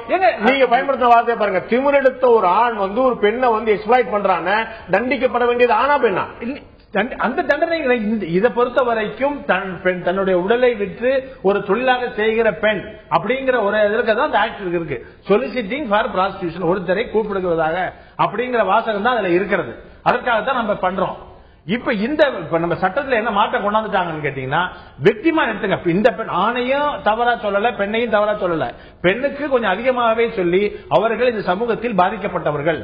அவர்களுக்கு வந்து என்ன காரணத்துக்காக பண்ணுவாங்கன்னா, எல்லாருமே வந்து தன்னுடைய ஏழ்மை காரணமாக பண்றாங்க, அவங்களுக்கு உதவி தொகை கொடுங்க, கொண்டு போய் ஹோம்ல கொடுங்கன்றாங்க. ஆனா இப்ப சொல்லியிருக்காங்க பாருங்க, இந்த வழக்குல சொன்ன உங்களுக்கு தன்னுடைய இது முன்னேற்றத்திற்காக பெரிய ஆளா வரணும்ங்கிறது, கார் வாங்கணும், பங்களா வாங்கணுங்கிறதுக்காக 85,000 வாங்கினது உங்களுக்கு இந்த இது கிடையாது, விக்டிம் கிடையாது. அவங்கள போய் நீங்க இந்த விக்டிமோட கம்பேர் பண்ண முடியாது. சட்டம் போட்டிருக்கிறது எதுனா வேற வழி. இவங்க வந்து விக்டிம் கிடையாது, இவங்க வந்து விருப்பப்பட்டு செய்யறவங்க. இவங்க விருப்பப்பட்டு செய்யறவங்க. இப்படி விருப்பப்பட்டு பாலியல் தொழிலில் ஈடுபட்ட பெண்ணிட்ட விருப்பப்பட்டு போற ஆணுக்கு என்ன தண்டனை தான் திரும்ப திரும்ப கேட்க? அது தண்டனையே கிடையாது. அது அநியாயம் இல்லையா? சார் ஒரு விஷயம் புரிஞ்சுக்கோங்க. நீங்க எப்படி நீங்க சொன்னீங்க கத்தி வாங்கி கொலை பண்ணா அந்த இதுல, நான் சொல்றேன், கத்தி வித்த கடைக்காரனை போய் பிடிச்சிட்டு போவீங்களா நீங்க? ஒருத்தன் கொலை பண்ண போறான், அவன் கடையில போய் கத்திய வாங்குறான், சார் நீ தான் கத்தி விட்டேன்னு சொல்லி அவளே அக்யூஸ் ஆகுங்க. சார் ஆசிட் விற்பனைக்கு முறைப்படுத்தல் சட்டம் கொண்டு வரீங்க, அதுக்கப்புறம் ஏன் சார் முறைப்படுத்தல் சட்டம் கொண்டு வரீங்க? கத்தியா இருந்தாலும் குட்டியாக இருந்தாலும் ஆசிட்டா இருந்தாலும் தவறா பயன்படுத்தக்கூடாது. தவறாக எது அதாவது ஒரே ஒரு விஷயம் புரிஞ்சுக்கோங்க. இங்க வந்து ஆண்கள் வந்து பெண்கள் இதுவே கிடையாது. ஃபர்ஸ்ட் ஒரு விஷயம் புரிஞ்சுக்கோங்க. இந்த பொண்ணு வந்து ஒரு இம்மாரல் லைஃப். இந்த பொண்ணோட இம்மாரல் லைஃப் எப்படின்னா, ஒரு பொண்ணு இடம் கொடுத்தாம ஒரு ஆண் போக முடியாது. இல்ல சார், ஒரு நல்ல பொண்ணு இல்ல சார், இது கற்பழிப்பு கிடையாது, பாலியல் கிடையாது. அப்ப எதுக்கு கற்பழிப்பு வரல? நீ ஆண்களை வந்து படத்தை போட்டு காட்டுறீங்க. இல்ல சார், ஒரு ஆம்பளை வந்து ஒரு நீங்க சொன்னீங்க கொடுக்காமல் ஆண் அங்க போக முடியாது. ஓகே, அங்க பெண் அங்க போன பெண் வந்து விக்டிமாவும் ஹோம்லயும் காப்பாற்ற உட்கார வைக்கப்படுறாங்கன்னு அங்க போன ஆண் என்ன செய்யப்படுறாரு? திரும்ப திரும்ப ஒரே கேள்விதான். ஒரு பெரிய விஷயம், ஒரே ஒரு விஷயம் சொல்றேங்க. எவ்வளவு லவ் அஃபேர் பாக்குறீங்க, அந்த லவ் அஃபேர்ல வந்து எனக்கு திருமணம் செய்து கொள்வதா சொல்லி ஏமாத்தி கல்யாணம் பண்ணி ஏமாத்திட்டாரு அப்படின்னு சொல்லி ஒரு பொண்ணு ஒரு கம்ப்ளைண்ட் கொடுக்குறாங்க. அதுல எல்லாம் பெண்ணோட போட்டோவை போடுறாங்க, ஆம்பளை போட்டோ தான் போடுறாங்க. அதுக்கப்புறம் கேஸ் நடத்தி இல்ல இது கன்சென்ட் செக்ஸ், 2 பேரும் விருப்பப்பட்டு தான் ஒன்னா இருந்தாங்க அப்படின்னு சொல்லி அந்த கோர்ட் இது வந்து ரேப் கிடையாது அப்படின்னு அந்த தீர்ப்பு வரும்பொழுது அந்த ஆணையம் போட்டோ அன்னைக்கு போட்டு ரேப் அக்யூஸ்ட் நம்ம ஊர்ல பிரபலமான ஒரு வழக்கு இருந்துச்சு. ஒரு காவல்துறை பயிற்சி அதிகாரி ஒருத்தர் வந்து தன்னுடைய கல்யாணம் பண்ணிக்கிறேன்னு சொல்லி நம்பி ஏமாத்தி பாலியல் உறவு வச்சிருந்து ஏமாத்திட்டான்னு சொல்லி ஒரு பிரபலமான வழக்கு இப்ப ஓடிட்டு இருக்குது. அதுல அந்த புகார் கொடுத்த பெண்ணும் வந்து வெளியில பேசப்பட்டாங்க, புகாருக்கு உள்ளான ஆணும் பேசப்பட்டாரு, அவருடைய பதவியும் போச்சு. அப்ப ஒரு புகாருக்கு உள்ளாகும் போது 2 பேருக்கும் அங்க வந்து சமூகத்துல பாலியல் பண்றாங்க. Prostitution is different from exploitation. பாருங்க, prostitution is different from அதாவது வந்து ஒரு பெண்ணை வந்து மேலதிகாரி தன் அதிகாரத்தை தவறாக பயன்படுத்தி அந்த பெண்ணை வற்புறுத்தி செக்ஸ் வச்சுக்கிறாருன்னா அது அக்யூஸ் தான். அவரை வந்து நீங்க அசிங்கப்படுத்த தப்பு கிடையாது. ஒரு விருப்பப்பட்ட பெண் பணத்தாசையால் தன்னுடைய அழகை மூலதனமாக வைத்து பணம் சம்பாதிப்பதை தான் நாங்க தவறு. இது வந்து உங்களை மாதிரி வாங்குறவங்க இல்லன்னா விக்கிறவங்க யார் சார் இருப்பாங்க? நீங்க வாங்குறீங்க. எல்லா பெண்களும் தவறான பெண்கள் கிடையாது, நல்லா தெரிஞ்சுக்கோங்க. எல்லா ஆண்களும் தவறானவர் கிடையாது, ஜெனரலைஸ் பண்ணாதீங்க. எல்லா பெண்களும் தவறானவர்கள் இல்ல, எல்லா ஆண்களும் கிடையாது சொன்ன ஆண்கள், அதாவது எல்லா பெண்களும் தவறானவர் கிடையாது. சொசைட்டில பாத்தீங்கன்னா அது வந்து ரொம்ப ரொம்ப நெக்லிஜிபிள். ஒரு 1000 1 கோடியில ஒரு 10 பெண்கள் தவறான பெண்கள் இருப்பாங்க. நீங்க நீங்க ஒரு ப்ராடக்ட் சொல்லிட்டீங்க, அவங்க வந்து அழக மூலதனமா வச்சு விக்கிறாங்கன்னு சொல்லி சொல்லிட்டீங்க. அதை வாங்குறவங்க மேல வந்து எதுவுமே பேச மாட்டேன்றீங்க. என்ன பண்ணுவீங்க? ஒரு கஸ்டமர் வாங்கி ஏமாந்து போறான், அவங்க வந்து அதாவது ஒரு கஸ்டமர் சரியில்லைன்னு கம்ப்ளைண்ட் பண்ணுவீங்க போல. சர்மா உங்களுடைய பதில் எதிர்பார்க்கிறேன். Prostitution is not offense ன்னு சொல்லிட்டாங்க. அப்புறம் கொஞ்சம் கூட என்ன பேச வர்றாரு, என்ன சொல்ல வர்றாருன்னு புரியல. அவருக்கு இந்த சப்ஜெக்டே புரியல நான் நினைக்கிறேன். வந்துட்டு ஒரு குற்றம் நீங்க சொல்லி 2 பேரை கூட்டிட்டு வந்தீங்கன்னா தான் அது குற்றம் சொல்ல முடியும், இன்னொருத்தர் அந்த பங்கு இருக்குன்னு சொல்ல முடியும்னு திரும்ப சொல்ற. இவர் சம்பந்தம் இல்லாம அவன் வந்து மாறல் பொண்ணு, அந்த பொண்ணு இம்மாறு என்ன எந்த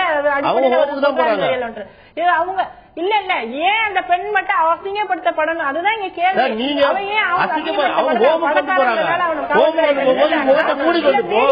கண்டுக்கல. மீடியாவுடைய ரோல் மிகப்பெரிய அளவுக்கு இதுல செயல்பட்டு வந்துட்டு மீடியா அதை வந்து மிகப்பெரிய அளவுக்கு பெண்ணை அவமானப்படுத்துற இடத்தை பக்கம் வச்சிருக்கு வந்து.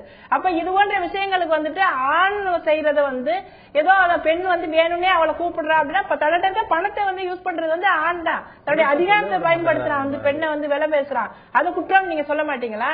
தன்னிடம் இருக்கக்கூடிய பவரை வந்துட்டு ஒரு ஆண் பயன்படுத்துறான், பெண்ணை பயன்படுத்துறான் அப்படின்னு சொன்னா விலைக்கு வாங்க பயன்படுத்துறான். நீ ஏன் அதை யோசிக்க கூடாது?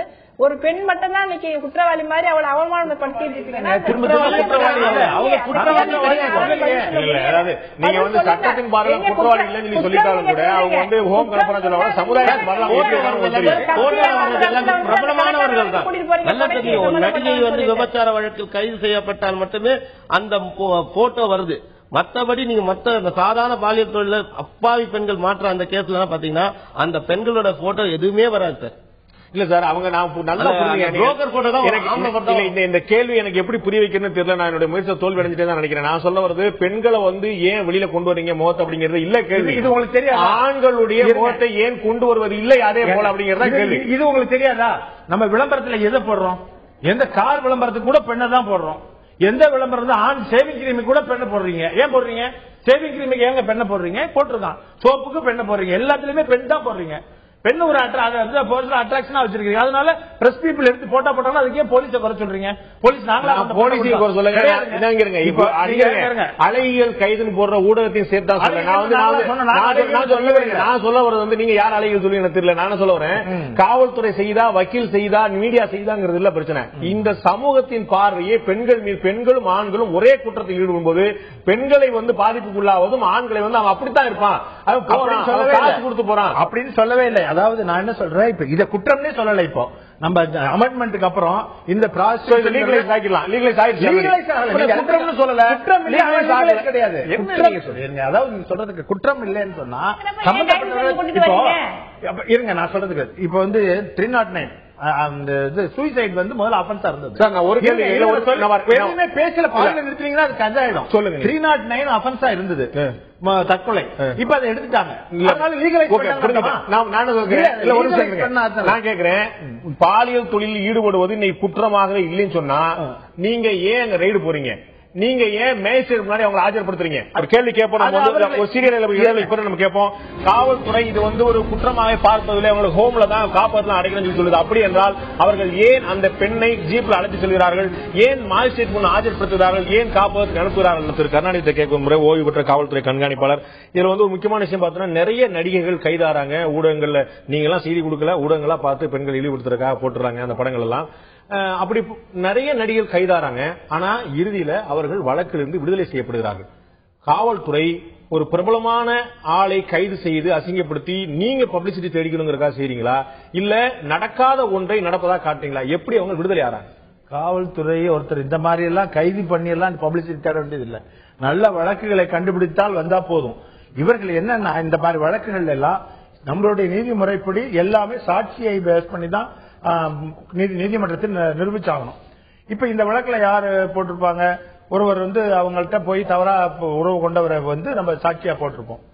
இவரை சாட்சியா தான் போடுவீங்க? ஆமா, சாட்சியா தான் போட்டிருப்போம். அவரை குற்றவாளிகள் ஷேர் பண்ணுங்கிறதா அவங்களே குற்றவாளி இல்லைங்கிறேன். அப்புறம் அப்படி இருக்க நீங்க குற்றவாளி எப்படி? இப்போ நீங்க திரும்ப திரும்ப என்ன சொல்றீங்க? நான் தன்னை விபச்சாரத்தில் ஈடுபடுத்திக் கொள்ள ஒரு பெண் ஈடுபடுத்திக் கொண்டால் அது குற்றம் அல்ல, இன்னொருவரை ஈடுபடுத்தி அதில் பணம் சம்பாதிப்பதுதான் குற்றம். காசு கொடுத்தே வர்றாங்க சார். நான் சொல்றது காசு கொடுத்தே வர்றாங்க. ஒரு தொழில்முறை விபச்சாரம் நடத்துறவங்க வந்து பாலியல் தொழில் நடத்துறவங்க வந்து இதை பயன்படுத்துறாங்க. அவங்கள நீங்க கைது பண்றீங்க. நான் கேட்கறது அவங்க கூட இருந்தவங்கள, அதுதான் கூட இருந்தவங்க தான் வேண்டாம் சார். அது மாதிரி ஒரு சட்டம் வந்துச்சுன்னு வச்சுங்களேன், எல்லா ஆண்களுக்கும் பாதுகாப்பு இல்லாத ஒரு விஷயம். புரிஞ்சு அவங்களுக்கு ஒரு ஆம்பளை வந்து பாதுகாப்பு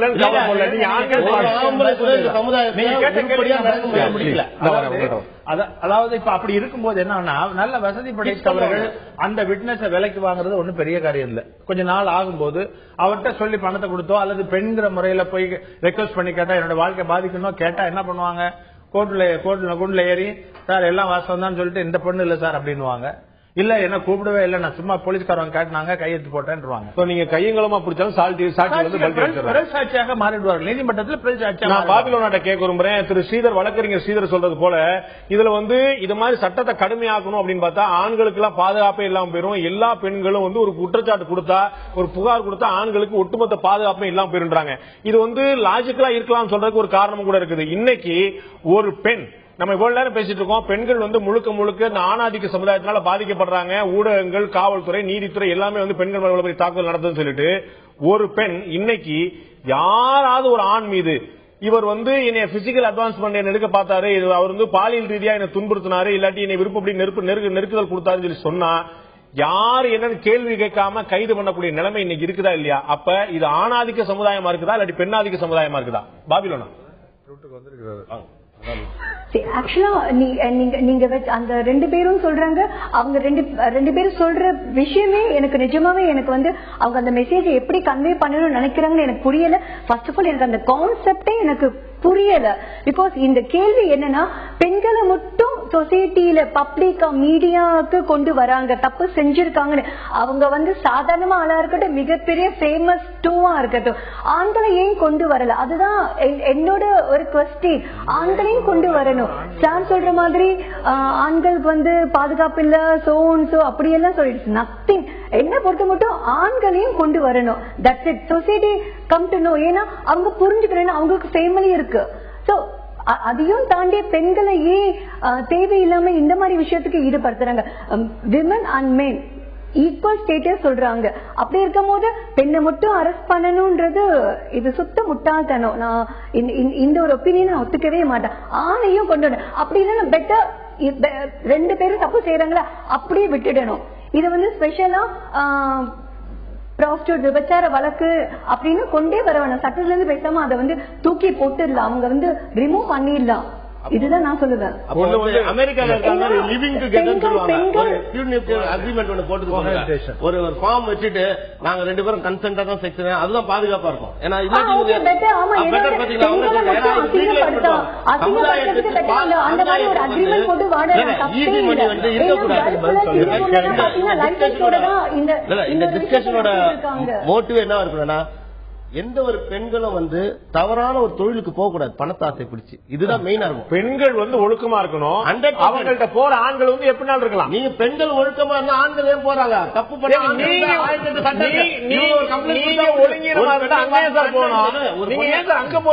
நீங்க இப்படி வாங்க சார், ஒரு பொண்ணை பார்த்து கண்ணடிச்சாதான் உங்களுக்கு கம்ப்ளைண்ட் கொடுக்கலாம். என்ன பார்த்து ஒரு சைகை காட்டினார், முடிஞ்சு போச்சு.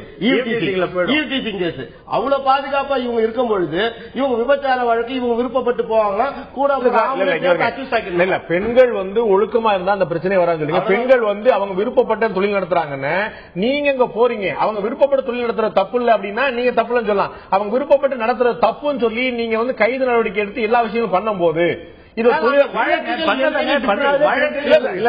திரும்ப திரும்ப அந்த பெண்ணை பற்றி மட்டுமே சொல்றீங்க. அந்த பெண் எப்படி பாதிக்கப்படுறாங்கன்னு நம்ம பாக்கணும். பாதிக்கப்பட்ட பெண்ன்றீங்களா? அந்த பெண் கிட்ட இருந்து கம்ப்ளைண்ட் வாங்குங்க. விக்டிம் சொல்றீங்களா? அந்த விக்டிம் கிட்ட நீங்க கம்ப்ளைண்ட் வாங்குங்க. நீங்க தான் இந்த விவாதத்துல ஆரம்பம் சொன்னீங்க பிளாக்மெயில் பண்றாங்க, கொடுக்க மாட்டா இல்ல பிளாக்மெயில் பண்றா நீங்க தான் சொல்றீங்க.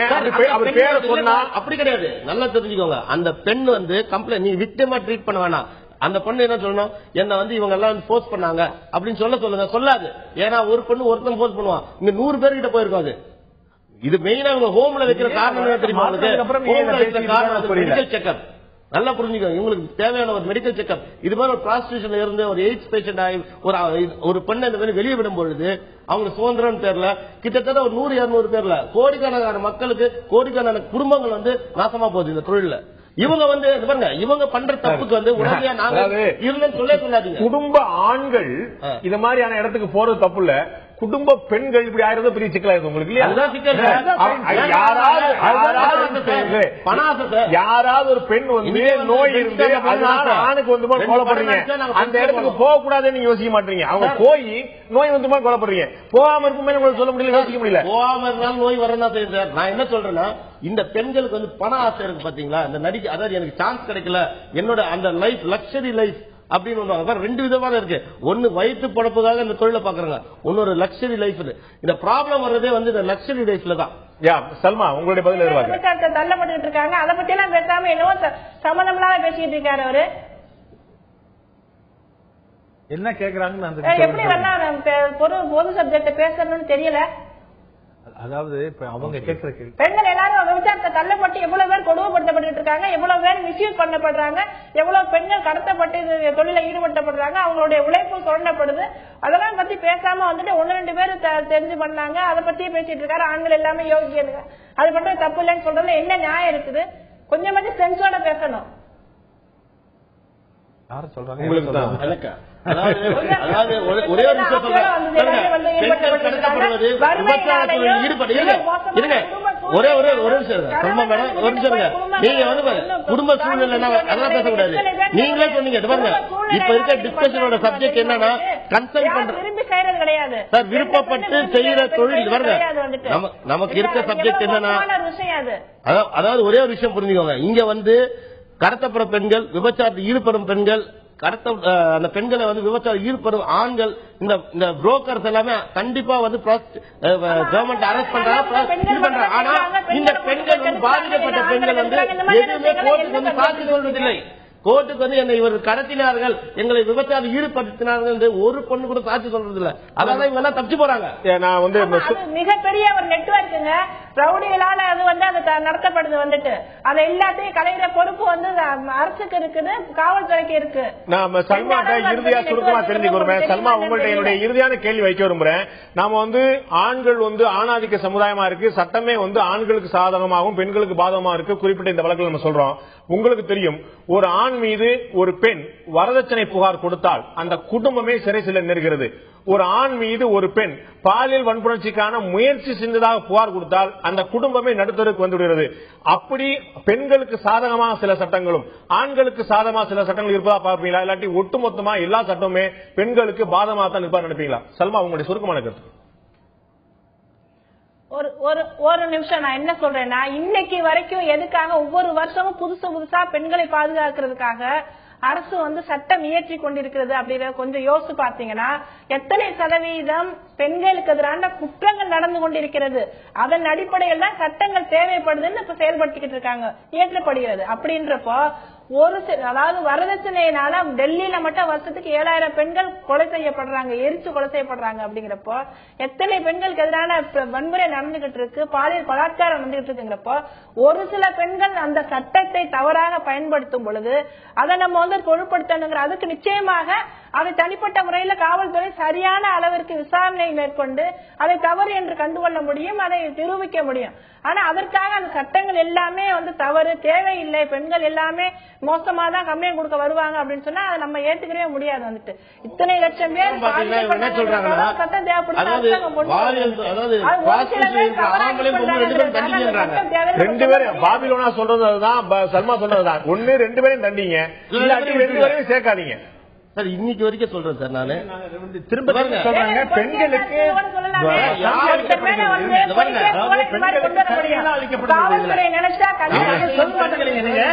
பெண்கள் வந்து அவரோட பாலியல் தொழில ஒரு பெண் ஈடுபட்டா அப்படின்னு சொன்னா இந்த சமூகம் அவளை எப்படி பார்க்கிறது? சமூகம் ஒரே வார்த்தை சொல்றேன், சமூகம் தவறாக பார்க்கிறது. பாலியல் தொழில போயிட்டு வந்தான்னு சொன்னா, பாலியல் தொழிலாளி பெண்கிட்ட போயிட்டு வந்தான்னு சொன்னா இந்த சமூகம் அந்த ஆணை எப்படி பார்க்கிறது? அதே தவறாதான் பாக்கும். சும்மா நீங்க தவறாக பாக்கும். அது சரி, அது பழைய வாதம் இல்ல. ஏன் இல்ல, நீங்க தவறா நடக்கிற ஆணையும் சமுதாயம் ஒன்னதான் பாக்குது. நம்ம எங்கேயுமே வெளியே தெரிவிக்கப்படுறதே இல்லை, வெளியில வர்றதே கிடையாது. அதுக்கு வந்து வேற அதுக்கு ஊடகங்களை நான் குறை சொல்லணும். ஊடகங்கள் என்ன பண்ணுது? நான் சொன்னது மாதிரி நீங்க முதல்ல வந்து அந்த ஆணை கைது பண்ணா ஊடகம் தானா செய்து போட போகுது. நீங்க கைது பண்ணாத ஆணை சேர்க்கக்கூடிய ஆணை நாங்க எப்படி போறது? கைதியே பண்றது இல்லங்க. 2 பேருமே கைது பண்ணல. உங்களுடைய வாதம் எப்படி இருக்கு? மக்களுடைய கருத்து என்னவா இருக்கிறது? வழக்குகளில் தண்டிக்கப்பட வேண்டியவர்கள் ஆண்களா பெண்களா இருவருமா? மக்களுடைய கருத்து என்ன? இப்போது பார்க்க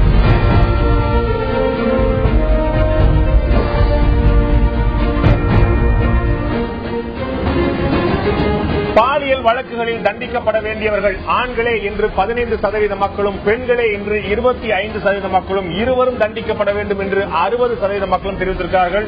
பாலியல் வழக்கில் தண்டிக்கப்பட வேண்டியவர்கள் இருவருமே என்று 60% மக்கள், பெண்களே என்று 25% மக்கள், ஆண்களே என்று 15% மக்கள் தெரிவித்திருக்கிறார்கள். நிச்சயமாக இந்த சமூக சூழலில், இன்று இருக்கக்கூடிய சமூக சூழலில் ஆண்களுக்கு நிறைய சாதகமான அம்சங்கள், அட்வான்டேஜ் இருக்கின்றன என்பதை மறுப்பதற்கில்லை.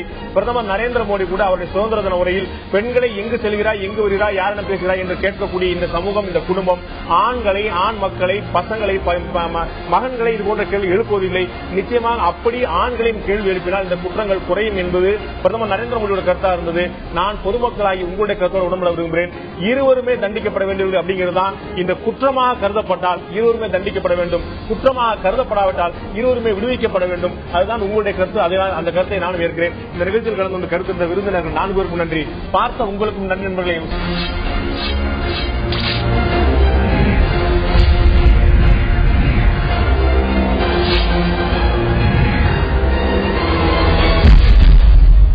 ஆயுத எழுத்து நீட்சிக்கு உங்கள் அனைவரும் அன்போடு வரவேற்கின்றே. மாணவர்கள் மோதிக்கொள்வது, தங்களுக்குள் மோதிக்கொள்வது வழக்கமாக நடந்து கொண்டிருக்கிறது.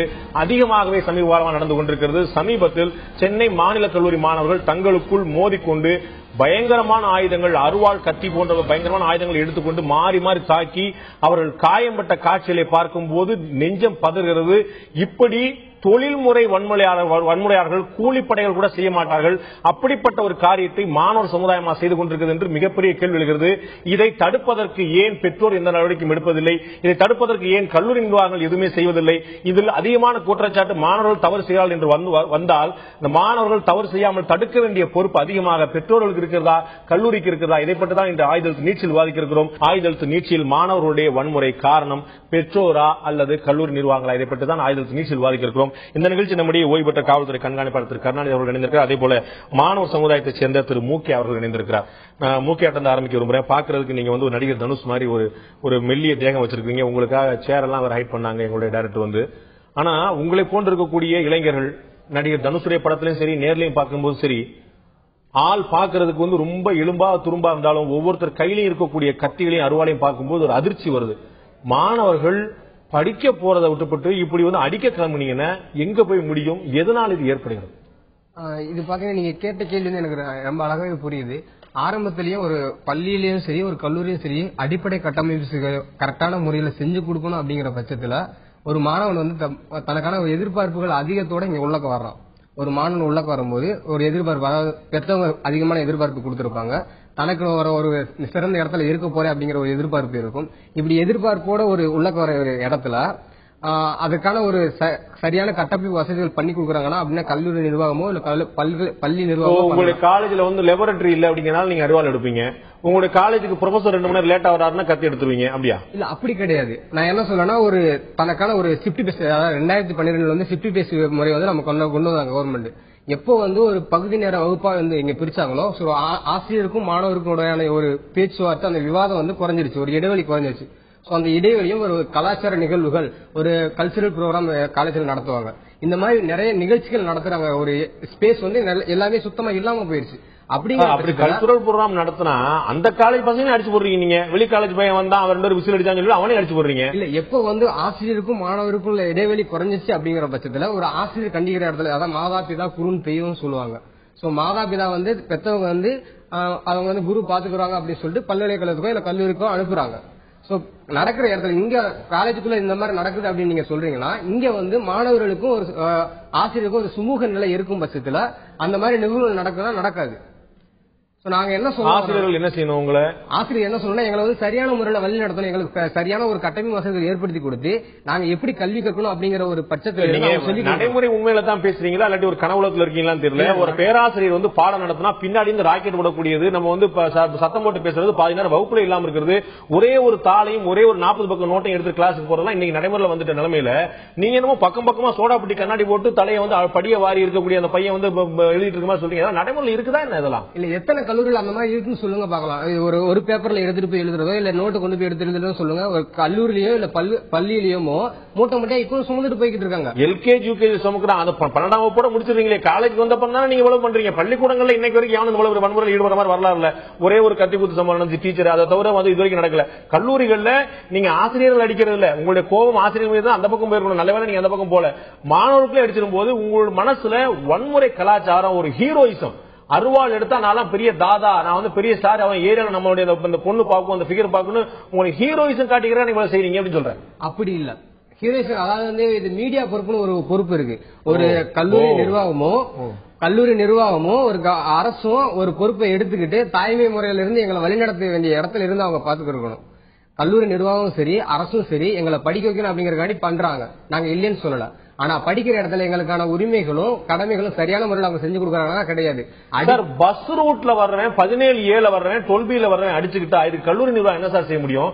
நீங்க வெளியில வந்து மாப்பிள்ள அவன் வந்து நம்மள வந்து அடிச்சாண்டா, இவன் நம்மள மிரட்டாண்டா, அவன் வாடான்னு சொல்லிட்டாங்கிறக்க நீங்க அடிச்சுக்கிறீங்க. கல்லூரியில உட்கார்ந்து பாடம் நடத்திட்டு இருக்க பேராசிரியர் வந்து 17A என்னாச்சு 12B என்னாச்சுன்னு பாத்துட்டு இருப்பாரா? சரிங்க சார், நீங்க சொல்றது கரெக்ட் தான்.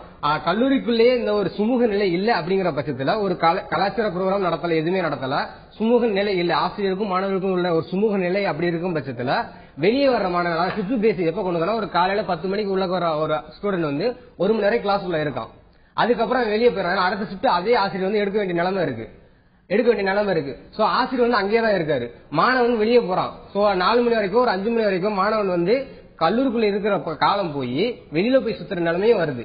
அப்படிங்கிற பட்சத்துல வெளியில இருந்து உள்ள வர மாணவர்கள் வந்துடுறாங்க, உள்ள இருந்து வெளியே போற மாணவனோ இல்ல உள்ள இருக்கிற மாணவர்களோ தான் இந்த மாதிரி வன்முறையில் ஈடுபடுறாங்க. காலேஜ் விட்டா நேரா வீட்டுக்கு போக வேண்டியதானுங்க. நீங்க அங்க உட்கார்ந்து பிரச்சனை பண்ணிட்டு இருக்கீங்க. நான் கருணாநிதி கேட்க விரும்புறேன். நம்ம வந்து பெற்றோர்கள் காரணமா ஆசிரியர் காரணமா சொல்லும் அவர் சொல்றாரு ஆசிரியர்களுக்கு தான் அதிகமான பங்களிப்பு இருக்குது, கல்லூரி நிர்வாகம் வந்து மாணவர்கள்ட்ட ஒரு இணக்கமான போக்கை கடைபிடிக்கல. ஒரு மிக முக்கியமான ஒரு புதிய விஷயம் சொன்னாரு. எப்ப இந்த ஷிப்ட் பேசிஸ்ல வந்து இந்த காலேஜ் நடக்க ஆரம்பிச்சதோ அதுக்கு பிறகு இந்த வன்முறைகள் அதிகரிச்சு சொல்லிட்டு நிச்சயமா அரசும் மற்றவங்களும் வந்து யோசிக்க வேண்டிய விஷயமா நான் பாக்குறேன். ஆனா என்கிட்ட உங்களுடைய கேள்வி பாத்தீங்கன்னா, ஒரு வன்முறை நடத்துறது அப்படின்னா ஒரு அருவாள் தூக்குற அளவுக்கு போயிருச்சுன்னா அது மாணவனா ஆசிரியரா டாக்டரா வைக்கலாங்கிற பிரச்சனை போலீஸுக்கு கிடையாது. அருவாள் எடுத்து ஆயுதம் இருந்துட்டா பொது அமைதிக்கு பங்கம் விளைவிக்கிறான். அப்ப அவன் மீது நடவடிக்கை எடுக்கக்கூடிய ரவுடி, பெரிய பெரிய தாதா ரவுடி எல்லாம் என்கவுண்டர் போடக்கூடிய காவல்துறை மாணவர்களை கண்டால் பயந்து நடுங்குகிறதா இல்லையா? இல்ல அப்படிலாம் ஒண்ணு நடுங்கிறதெல்லாம் ஒண்ணு இல்ல.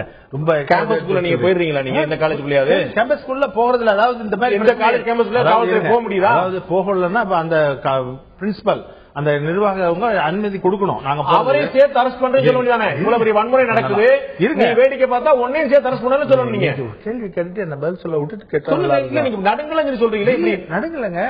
கேம்பஸ்குள்ளே போகாதீங்க. எத்தனையோ சந்தர்ப்பத்துல காலேஜுக்குள்ள போய் லத்திஜாதி பண்ணதுல சம்பவங்கள்லாம் இருக்கு.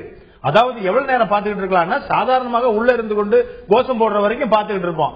கல் எரிஞ்சாங்கன்னு சொன்னா we will enter. அதாவது காவல்துறை உள்ள நுழைஞ்சிடும், வெளியில முள்ள இருந்து கல் எறிகிறாங்க, பஸ்ல வந்து அடிபடுது அப்படின்னு சொன்னா போகும். முதல்ல நீங்க இப்ப இவர் வந்து இது பண்ணி பேசினார், அதுக்கு நான் சொல்ல வர்றேன். ஏன்னா பல மாணவர்களுடைய மனநிலை தெரிஞ்சதுனால நான் போலீஸ் அதிகாரிங்கிற முறையில் சொல்றேன். இந்த அடாலசன்ட் ஏஜ்ல பிகாஸ் ஆஃப் ஹார்மோனல் செக்ரீஷன் ஒரு அதாவது பிளேட் த கேலன்னு சொல்லுவாங்க, எதையாவது ஒன்று செய்து மற்றவங்களை அட்டென்ஷனை நம்ம டைவர்ட் பண்ணணும், நம்ம பெரிய பிரபலம் அடையணும் அப்படிங்கிற ஒரு ஆர்வத்தில் அவங்க பண்றது. கல்லூரி சொல்றாரு, கல்லூரியில வந்து எங்களுக்கு அது இல்ல, சீட்டு கிடைக்கல, உட்காரத்துக்கு வசதி இல்லன்னு. பஸ்ல உட்காரத்துக்கு வசதி இருந்தா கூட தொங்கிக்கிட்டு போறவங்க இவங்க. இவருக்கு சீட்ல உட்காரத்துக்கு ஓவர் எக்ஸ்பெக்டேஷன், டாலரன்ஸ் லெவல் குறைஞ்சு போச்சு. சும்மா அடுத்தவன் வந்து தான் பெரிய ஆகணும், தான் யூனியன் லீடர் வரணும், சும்மா எலெக்ஷன். இதெல்லாம் வந்து கல்லூரியில ஒரு 3 வருஷம் படிக்க போறாங்க. 3 வருஷத்துல இவங்க படிச்சு முடிச்சுட்டு அடுத்தப்புறம் வெளில வந்துட்டா கல்லூரி தோழனோட சேர்ந்து ஒன்னா இருக்க போறாங்க. இந்த 3 வருஷத்துல நிறைய ஃப்ரெண்ட்ஸ்ல ஏற்படுத்திக்கணும், நல்லபடியா இங்க படிச்சு நல்ல வெளியில வந்து அவர் சொல்ல பாயிண்ட் கல்லூரியில வந்து எங்களுக்கு எந்த விதமான வடிகாலும் இருப்பதில்லை. முன்னாடி வந்து கல்ச்சுரல்ஸ் ஈவென்ட் கல்ச்சுரல்ஸ் நடந்துட்டு இருந்துச்சு, மத்த கல்லூரிலிருந்து மாணவர் வருவாங்க, எங்க கல்லூரிலிருந்து மாணவர் வருவாங்க, மாணவர் தேர்தல் நடந்துட்டு இருந்துச்சு. இப்ப எல்லாத்தையுமே தடை பண்ணிட்டாங்க. இப்ப வந்து பஸ் டே கொண்டாடிட்டு இருந்தோம், அதை வரைக்கும் தடை பண்ணிட்டாங்க. அப்ப எங்களுக்கு கொண்டாடக்கூடிய வாய்ப்புகள் எதுவுமே இல்லாம அடக்கி வச்சு ஒரு சமயத்துல பீரிடும் போது இப்படி வெடிச்சிருந்துங்கிறாங்க. எந்த கொண்டாட்டத்தை ஒழுங்கா கொண்டாடுறாங்க? பஸ் நாங்களும் கல்லூரியில் படித்தவர்கள் தான். சோசியல் பிரேக்கப் கடைசியில் நடத்துவோம், ஒரு கலை நிகழ்ச்சிக்கு பள்ளிகள் நடக்கும். உங்களுக்கு முந்தைய தலைமுறை வந்து உங்களை பார்த்து சொல்லிருக்கோம், அப்படி இருந்தது. அது மாதிரி வந்து பஸ் டே கொண்டாடினாக்கா பஸ் மேல டாப்ல ஏறிக்கிட்டு கண்ணாடியை உடைச்சுக்கிட்டு டக்கு குதிச்சுக்கிட்டு வருவாங்க. பஸ் டே கொண்டாடுங்க. பஸ் டே உள்ளவங்களுக்கு எல்லாருக்கும் ஸ்வீட் கொடுங்க, இல்ல கண்டக்டர் டிரைவர்ஸ்க்கு ஒரு பிரசன்ட் கொடுங்க, ஒரு பூ டெக்கரேட் பண்ணுங்க, ரைட். மேல ஏறிட்டு தாளம் போட்டுட்டு கண்ணாடியை தட்டிக்கிட்டு வந்தாக்கா எப்படி? பப்ளிக்ல எல்லாரோடுமே எவ்வளவு இந்த மாதிரி பண்றவங்க என்ன நடவடிக்கை எடுக்கிறீங்க? உயர்நீதிமன்றம் வந்து கடுமையான கேள்விகளை மாறி மாறி எழுப்பி எப்படி இந்த கொண்டாட்டம் நடக்கலாம், ஊடகங்கள் தொடர்ந்து படங்களை வெளியிட்டு உயர்நீதிமன்றம் கடும் நடவடிக்கை எடுத்த பிறகுதான், தலையிட்ட பிறகுதான் போலீஸ் கொஞ்சமா ஆக்டிவா இருந்துச்சு. அதனாலதான் எனக்கு இந்த சந்தேகம், காவல்துறை மாணவர்களை தொட நெருங்க அஞ்சுகிறதா அப்படின்னு.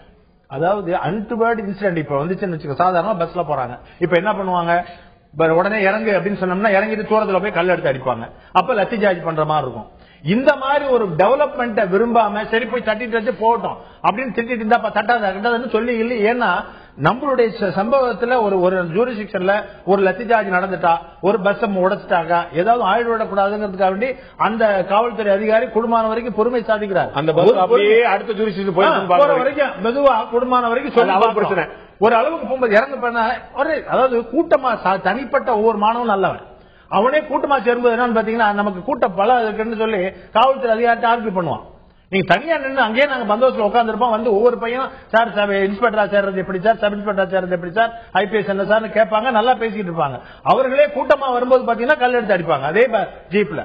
ஏன்னா அவர்களுக்கு வந்து நம்ம என்ன செய்யணும், சைக்காலஜி, அதாவது நம்ம என்ன செய்யணும், பீர் பிரஷர், நம்ம என்ன செய்கிறோம், இதோட விளைவு என்ன, நம்மளுடைய எதிர்காலம் பாதிக்கப்படும் நினைக்கிறது இல்ல, எதையோ ஒண்ணு செய்து விடுது. பத்தாவதுக்கு அதுக்கு தீனி போடுறது மாதிரி இப்ப வர்ற படங்கள், திரைப்படங்கள்ல கல்லூரியில போய் போறது வர்றது, ஒரு 2 குரூப்பா இருந்து அடிக்கிறதெல்லாம் அவர்கள் கதைக்காக காட்டுகிறார்கள். இவர்கள் என்ன அந்த மாதிரி தானும் ஒரு ஹீரோ ஆகுங்கிற என்ன இவர்களுக்கு காப்பி கேட்டுன்னு சொல்லுவாங்க இல்லைங்களா? மாணவர்களுக்கு ஏற்கனவே இருக்கக்கூடிய அந்த மன அழுத்தம் தவிர சினிமா ஊடகங்கள் வர சினிமாவும் சேர்ந்து இது மாதிரி மிகப்பெரிய ஒரு தாக்கத்தை ஏற்படுகிறது. அதே போல நானுங்கிற முயற்சியில மாணவர்கள் செய்யறாங்க. இந்த மாதிரி ஆர்ப்பாட்டங்களோ வன்முறையோ ஏன் தனியார் கல்லூரியில் நடப்பதில்லை, ஏன் பொறியியல் மற்றும் முக்கியமான பாடங்கள் நடப்பதில்லை, ஏன் வந்து சட்டக்கல்லூரியிலையும் இந்த மாதிரி ஆர்ட்ஸ் காலேஜில் மட்டுமே ஏன் நடக்குது? இங்கேதான் அதிகமான சுதந்திரம், அதிகமான விடுதலை, அதிகமான மேய்ப்பு இல்லாதத்தனம் இங்கேதான் இருக்குதா? நான் திரு மூக்கையாட்ட கேட்க விரும்புறேன். இடைவெளிக்கு முன்னாடி கேட்டது போல லா காலேஜ் பசங்க பயங்கரமான வன்முறையில் ஈடுபடுறாங்க, ஆர்ட்ஸ் காலேஜ் பசங்க பயங்கரமான வன்முறையில் ஈடுபடுறாங்க. ஆனா இன்ஜினியரிங் காலேஜ் பசங்களோ, மெடிக்கல் பசங்களோ, தனியார் கல்லூரி பசங்களோ எந்த வன்முறையில் ஈடுபடல. ஆர்ட்ஸ் காலேஜ்லயே படிச்சாலும், அதே பிஏ பிஎஸ்சி பிகாம் படிச்சாலும் தனியார் கல்லூரியில ஒழுங்கா காலேஜ் போறா ஒழுங்கா வரலாம். கவர்மெண்ட் காலேஜ்ல இருக்கவங்க இந்த டோலிங் பண்றாங்க. ஏன் கவர்மெண்ட்ல யாரும் கேட்க மாட்டாங்க அப்படிங்கிற ஒரு துணிச்சல் தாங்க.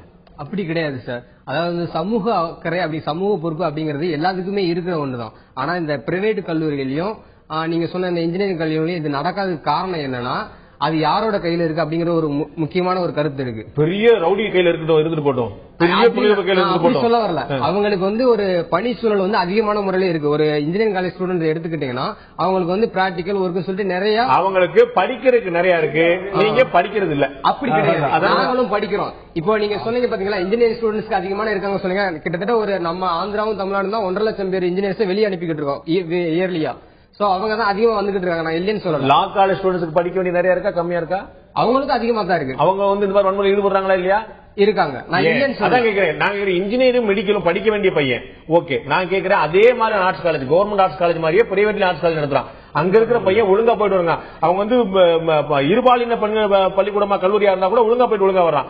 நீங்க வந்து பசங்க படிக்கிற காலேஜ் தான் ரவுடித்தனம் பண்றாங்க, இருபாலர் இதா தான் ரவுடித்தனம் பண்றாங்க. அப்ப அரசுல வந்து உங்களை கேட்க மாட்டாங்க என்ன தவிர வேற என்ன இருக்கு? அப்படி கிடையாது சார், கேட்க மாட்டாங்க என்ன அப்படிங்கறது எங்க கிட்ட கிடையாது. அவங்க கிட்ட நாம உங்ககிட்ட முன்னாடி சொன்னது மாதிரி ஆசிரியருக்கும் மாணவர்களுக்கும் ஒரு இணக்கமான சூழல் வந்து அங்க அதிகமாக இருக்கு. இங்க அரசு கல்லூரியிலயும் இல்ல ஒரு ஆர்ட்ஸ் அண்ட் சயின்ஸ் கல்லூரியோ இருக்கா, இல்ல சட்டக்கல்லூரி இருக்குன்னா ஆசிரியருக்கும் மாணவர்களுக்கும் இறக்கமான சூழல் வந்து கிடையாது. அங்க பிரைவேட் கல்லூரியிலேயே ஒரு இன்ஜினியரிங் காலேஜில் இருக்கிற ஒரு அடிப்படை கட்டமைப்பு வசதிகளும் இருக்கக்கூடிய எல்லா வசதிகளும் வந்து இந்த கல்லூரியில் இருக்கு அப்படிங்கறது ஒரு பெரிய கேள்விக்குறி தான். சோ இப்படி வந்து ஒரு இணக்கமான சூழ்நிலையும் ஒரு அடிப்படை கட்டமைப்பு இருக்கிற ஒரு கல்லூரியிலையும் ஒரு இதுல தனியார் நிறுவனத்திலையும் நடக்கல அப்படின்னா அதுக்கு காரணம் அதுதான். இங்க நடக்குது அப்படின்னு காரணம் சமூக அக்கறை, சமூக பொறுப்பு அப்படிங்கிற ஒரு இதுல சட்டக்கல்லூரி மாணவனும் ஒரு ஆர்ட்ஸ் அண்ட் சயின்ஸ் கல்லூரி ஸ்டூடெண்ட் தான் முதல்ல வெளியே வந்து இது என்ன நடக்குது அப்படிங்கறத கேட்க வருவோம். அதனாலதான் இந்த வன்முறை நடக்குது அப்படின்னு சொல்லிட்டு நாங்க சொல்றோம். ஈழ பிரச்சனை வந்துருவான், டீசல் பிரச்சனை வந்துருவான். சமூக அக்கறை வந்து அதிகமா சட்டக்கல்லூரி மாணவர்களுக்கும் வந்து ஆர்ட்ஸ் காலேஜ் மாணவர்களுக்கும் அது அரசு கல்லூரி மாணவர்கள் இருக்குது. அவங்களுக்கும் அது இருக்கு. அதாவது பிரைவேட் கல்லூரி படிக்கிறவங்களுக்கும் இன்ஜினியரிங் கல்லூரி படிக்கிறவங்களுக்கும் இந்த மாதிரி வன்முறையில ஈடுபடும் போது உங்களுடைய பெற்றோர்கள் வந்து கண்டிக்கிறது இல்லையா? எனக்கு என்ன இப்படி ஒரு பிரச்சனை வருதுன்னு உங்க ஸ்கூலுக்கு வந்து உங்க பேரண்ட்ஸுக்கு வந்து உங்க சாரி வீட்டுல வந்து பேரண்ட்ஸுக்கு வந்து சொல்றது இல்லையா? கல்லூரி நிர்வாகம் தொடர்பா சொல்றது இல்லையா? சொன்னா உங்களுடைய பெற்றோர்கள் கண்டிக்கிறது இல்லையா? இல்ல சொல்றாங்க. நான் என்ன சொல்றேன்னா ஒரு ஸ்கூலுக்கு அனுப்புறவங்களோ இல்ல வந்து கல்லூரிக்கு அனுப்புறாங்களோ எங்க பெத்தவங்க வந்து எங்கிட்ட எங்க எதிர்பார்த்து என்ன சொல்றாங்கன்னா நல்லபடியா போயிட்டு திரும்பி வாங்கப்பா அப்படி சொல்லல. அடிச்சுட்டு வாங்க, அடிச்சுட்டு அடி வாங்கிட்டு வாங்கன்னு சொல்லல. போய் படிச்சுட்டு நல்லபடியா திரும்பி வாங்க அப்படின்னு தான் சொல்றாங்க.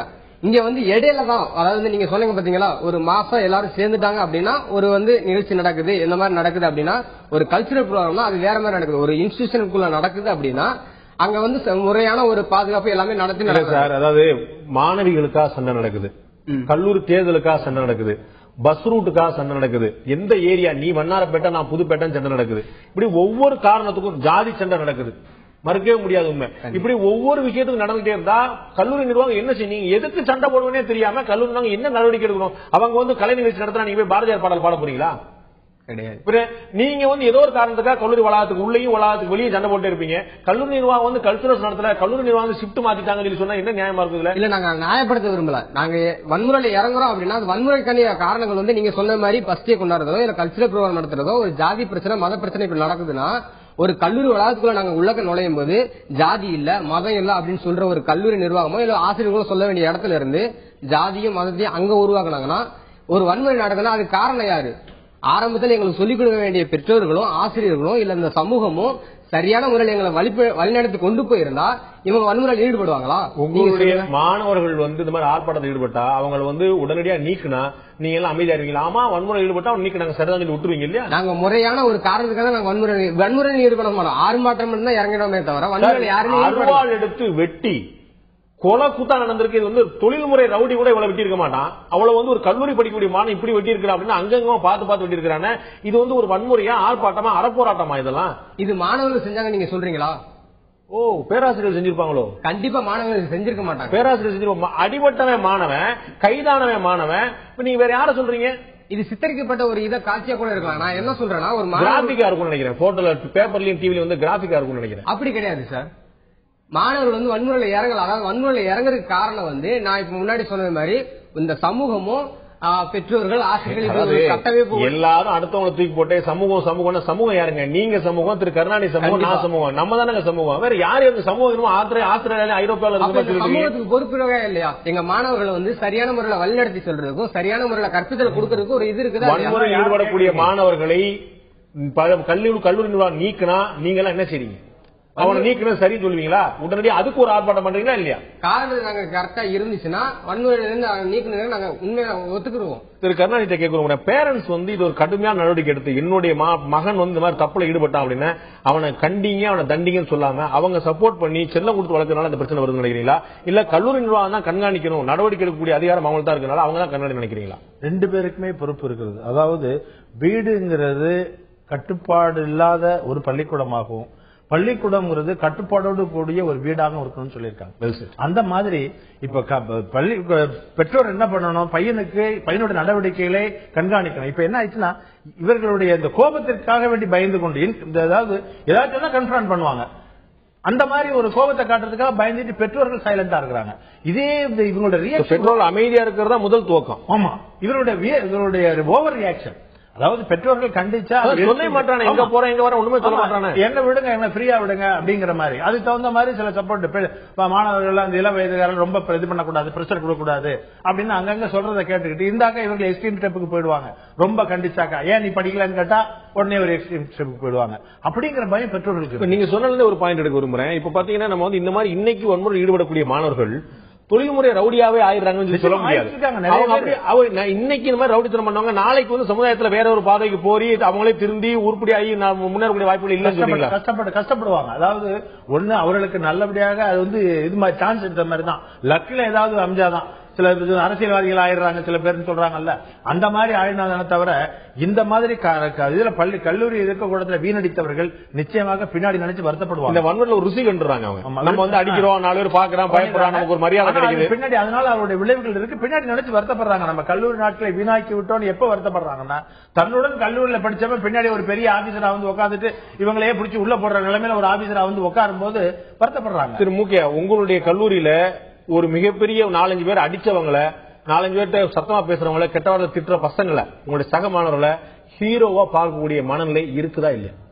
ஹீரோவா பாக்குற மனநிலை கிடையாது. அவங்கள வந்து என்ன சொல்ல, ஒரு அசிங்கமான சூழ்நிலையை வச்சு பாக்குற ஒரு மனநிலை தான் இருக்கு. இப்ப பெரியாள் நீ பெரியாள் அவனை தூக்கி விடுறதுனால அவன் பெரியாளாக. நீங்க முதல்ல சொன்னீங்கல்ல, ஒரு சமூக பொறுப்புள்ள ஒரு ஊடகத்துறை வந்து எப்போ எங்களை வந்து இந்த மாதிரி போக்கஸ் பண்ணிருக்காங்க அப்படின்னா, ஒரு சமூக அக்கறைங்கிறது ஊடகத்துக்கு இருக்கு. சோ ஒரு மூவிலயோ இல்ல ஒரு படத்திலயோ ஒரு சினிமாலயோ ஏதோ ஒரு இதுல எங்களை அந்த மாதிரி காட்டுறாங்க அப்படின்னா காட்ட வேணாம். நீங்க ஏன் காட்டுறீங்க? ஒரு காலேஜ் நீங்க அருவாள் எடுத்து வெட்டுவீங்க, உங்களை வச்சு படமும் பண்ணக்கூடாது, நீங்க வெட்டிட்டீங்கன்னு சொல்லிட்டு போட்டோ போடக்கூடாது, பேப்பர்லயும் போடக்கூடாது, டிவிலயும் போடக்கூடாது, சினிமா விடக்கூடாது. வெட்டுறது நீங்க. இப்ப வந்து யார் தனுஷ் வெட்டினாரா, அஜித் வெட்டினாரா, விஜய் வெட்டினாரா, சூர்யா வெட்டினாரா? உங்களுடைய கல்லூரி மாநில கல்லூரி மாணவர்கள் வெட்டிட்டு இருக்காங்க. இல்லாட்டி இன்னொரு கல்லூரி மாணவர் விட்டுறாங்க. முன்னாடி ஒரு நண்பர் போட கிடையாது, நந்தன காலேஜ் பசங்க பண்ணுவாங்க, இப்ப இவங்க பண்ண ஆரம்பிச்சாங்களா விட்டாங்க. அப்படி ஒவ்வொரு முறையும் ஒவ்வொரு கல்லூரி மாறிட்டே இருக்கிறத தவிர மாணவர்களை வன்முறை தொடர்ந்துட்டே தான் இருக்குது. இல்ல கல்லூரி பண்றாங்க அப்படின்னு சொல்லிட்டு நீங்க அதான் எடுத்து போடுறீங்க அப்படின்னா, அந்த ஹீரோக்களை எதுக்கு அந்த மாதிரி சித்தரிக்கணும்னு நான் கேக்குறேன். அவர் இன்ஜினியரிங் படிச்சுட்டு தான் தனுஷ் வந்து அந்த மாதிரி இப்ப வந்தாருன்னு சொல்றாங்க. அதுக்கப்புறம் நிறைய ஊடகங்கள் வந்து 10 மெடல் வாங்கின பெண்களையும் படம் எடுத்து போடுது. 10 மெடல் இந்த பொண்ணு வாங்கியிருக்கு, கால்நடை துறையில 10 மெடல் வாங்கியிருக்கு, இந்த பையன் வந்து ஸ்டேட் ஃபர்ஸ்ட் இருக்கான, 10th படிக்கும்போது ஃப்ரண்ட் பேஜ்ல போடுறோம், பிளஸ் 2 படிக்கும்போது ஃப்ரண்ட் பேஜ்ல போடுறோம், காலேஜ் படிக்கும்போது ஃப்ரண்ட் பேஜ்ல போடுறோம். அது உங்களுக்கு தெரியல. யார் ரவுடித்தனம் பண்றாங்களோ ஃப்ரண்ட் பேஜ்ல போடுறது இல்ல, லாஸ்ட் பேஜ் எல்லாம் போடுறோம். அது உங்களுக்கு மட்டும் தெரியுது இல்லையா?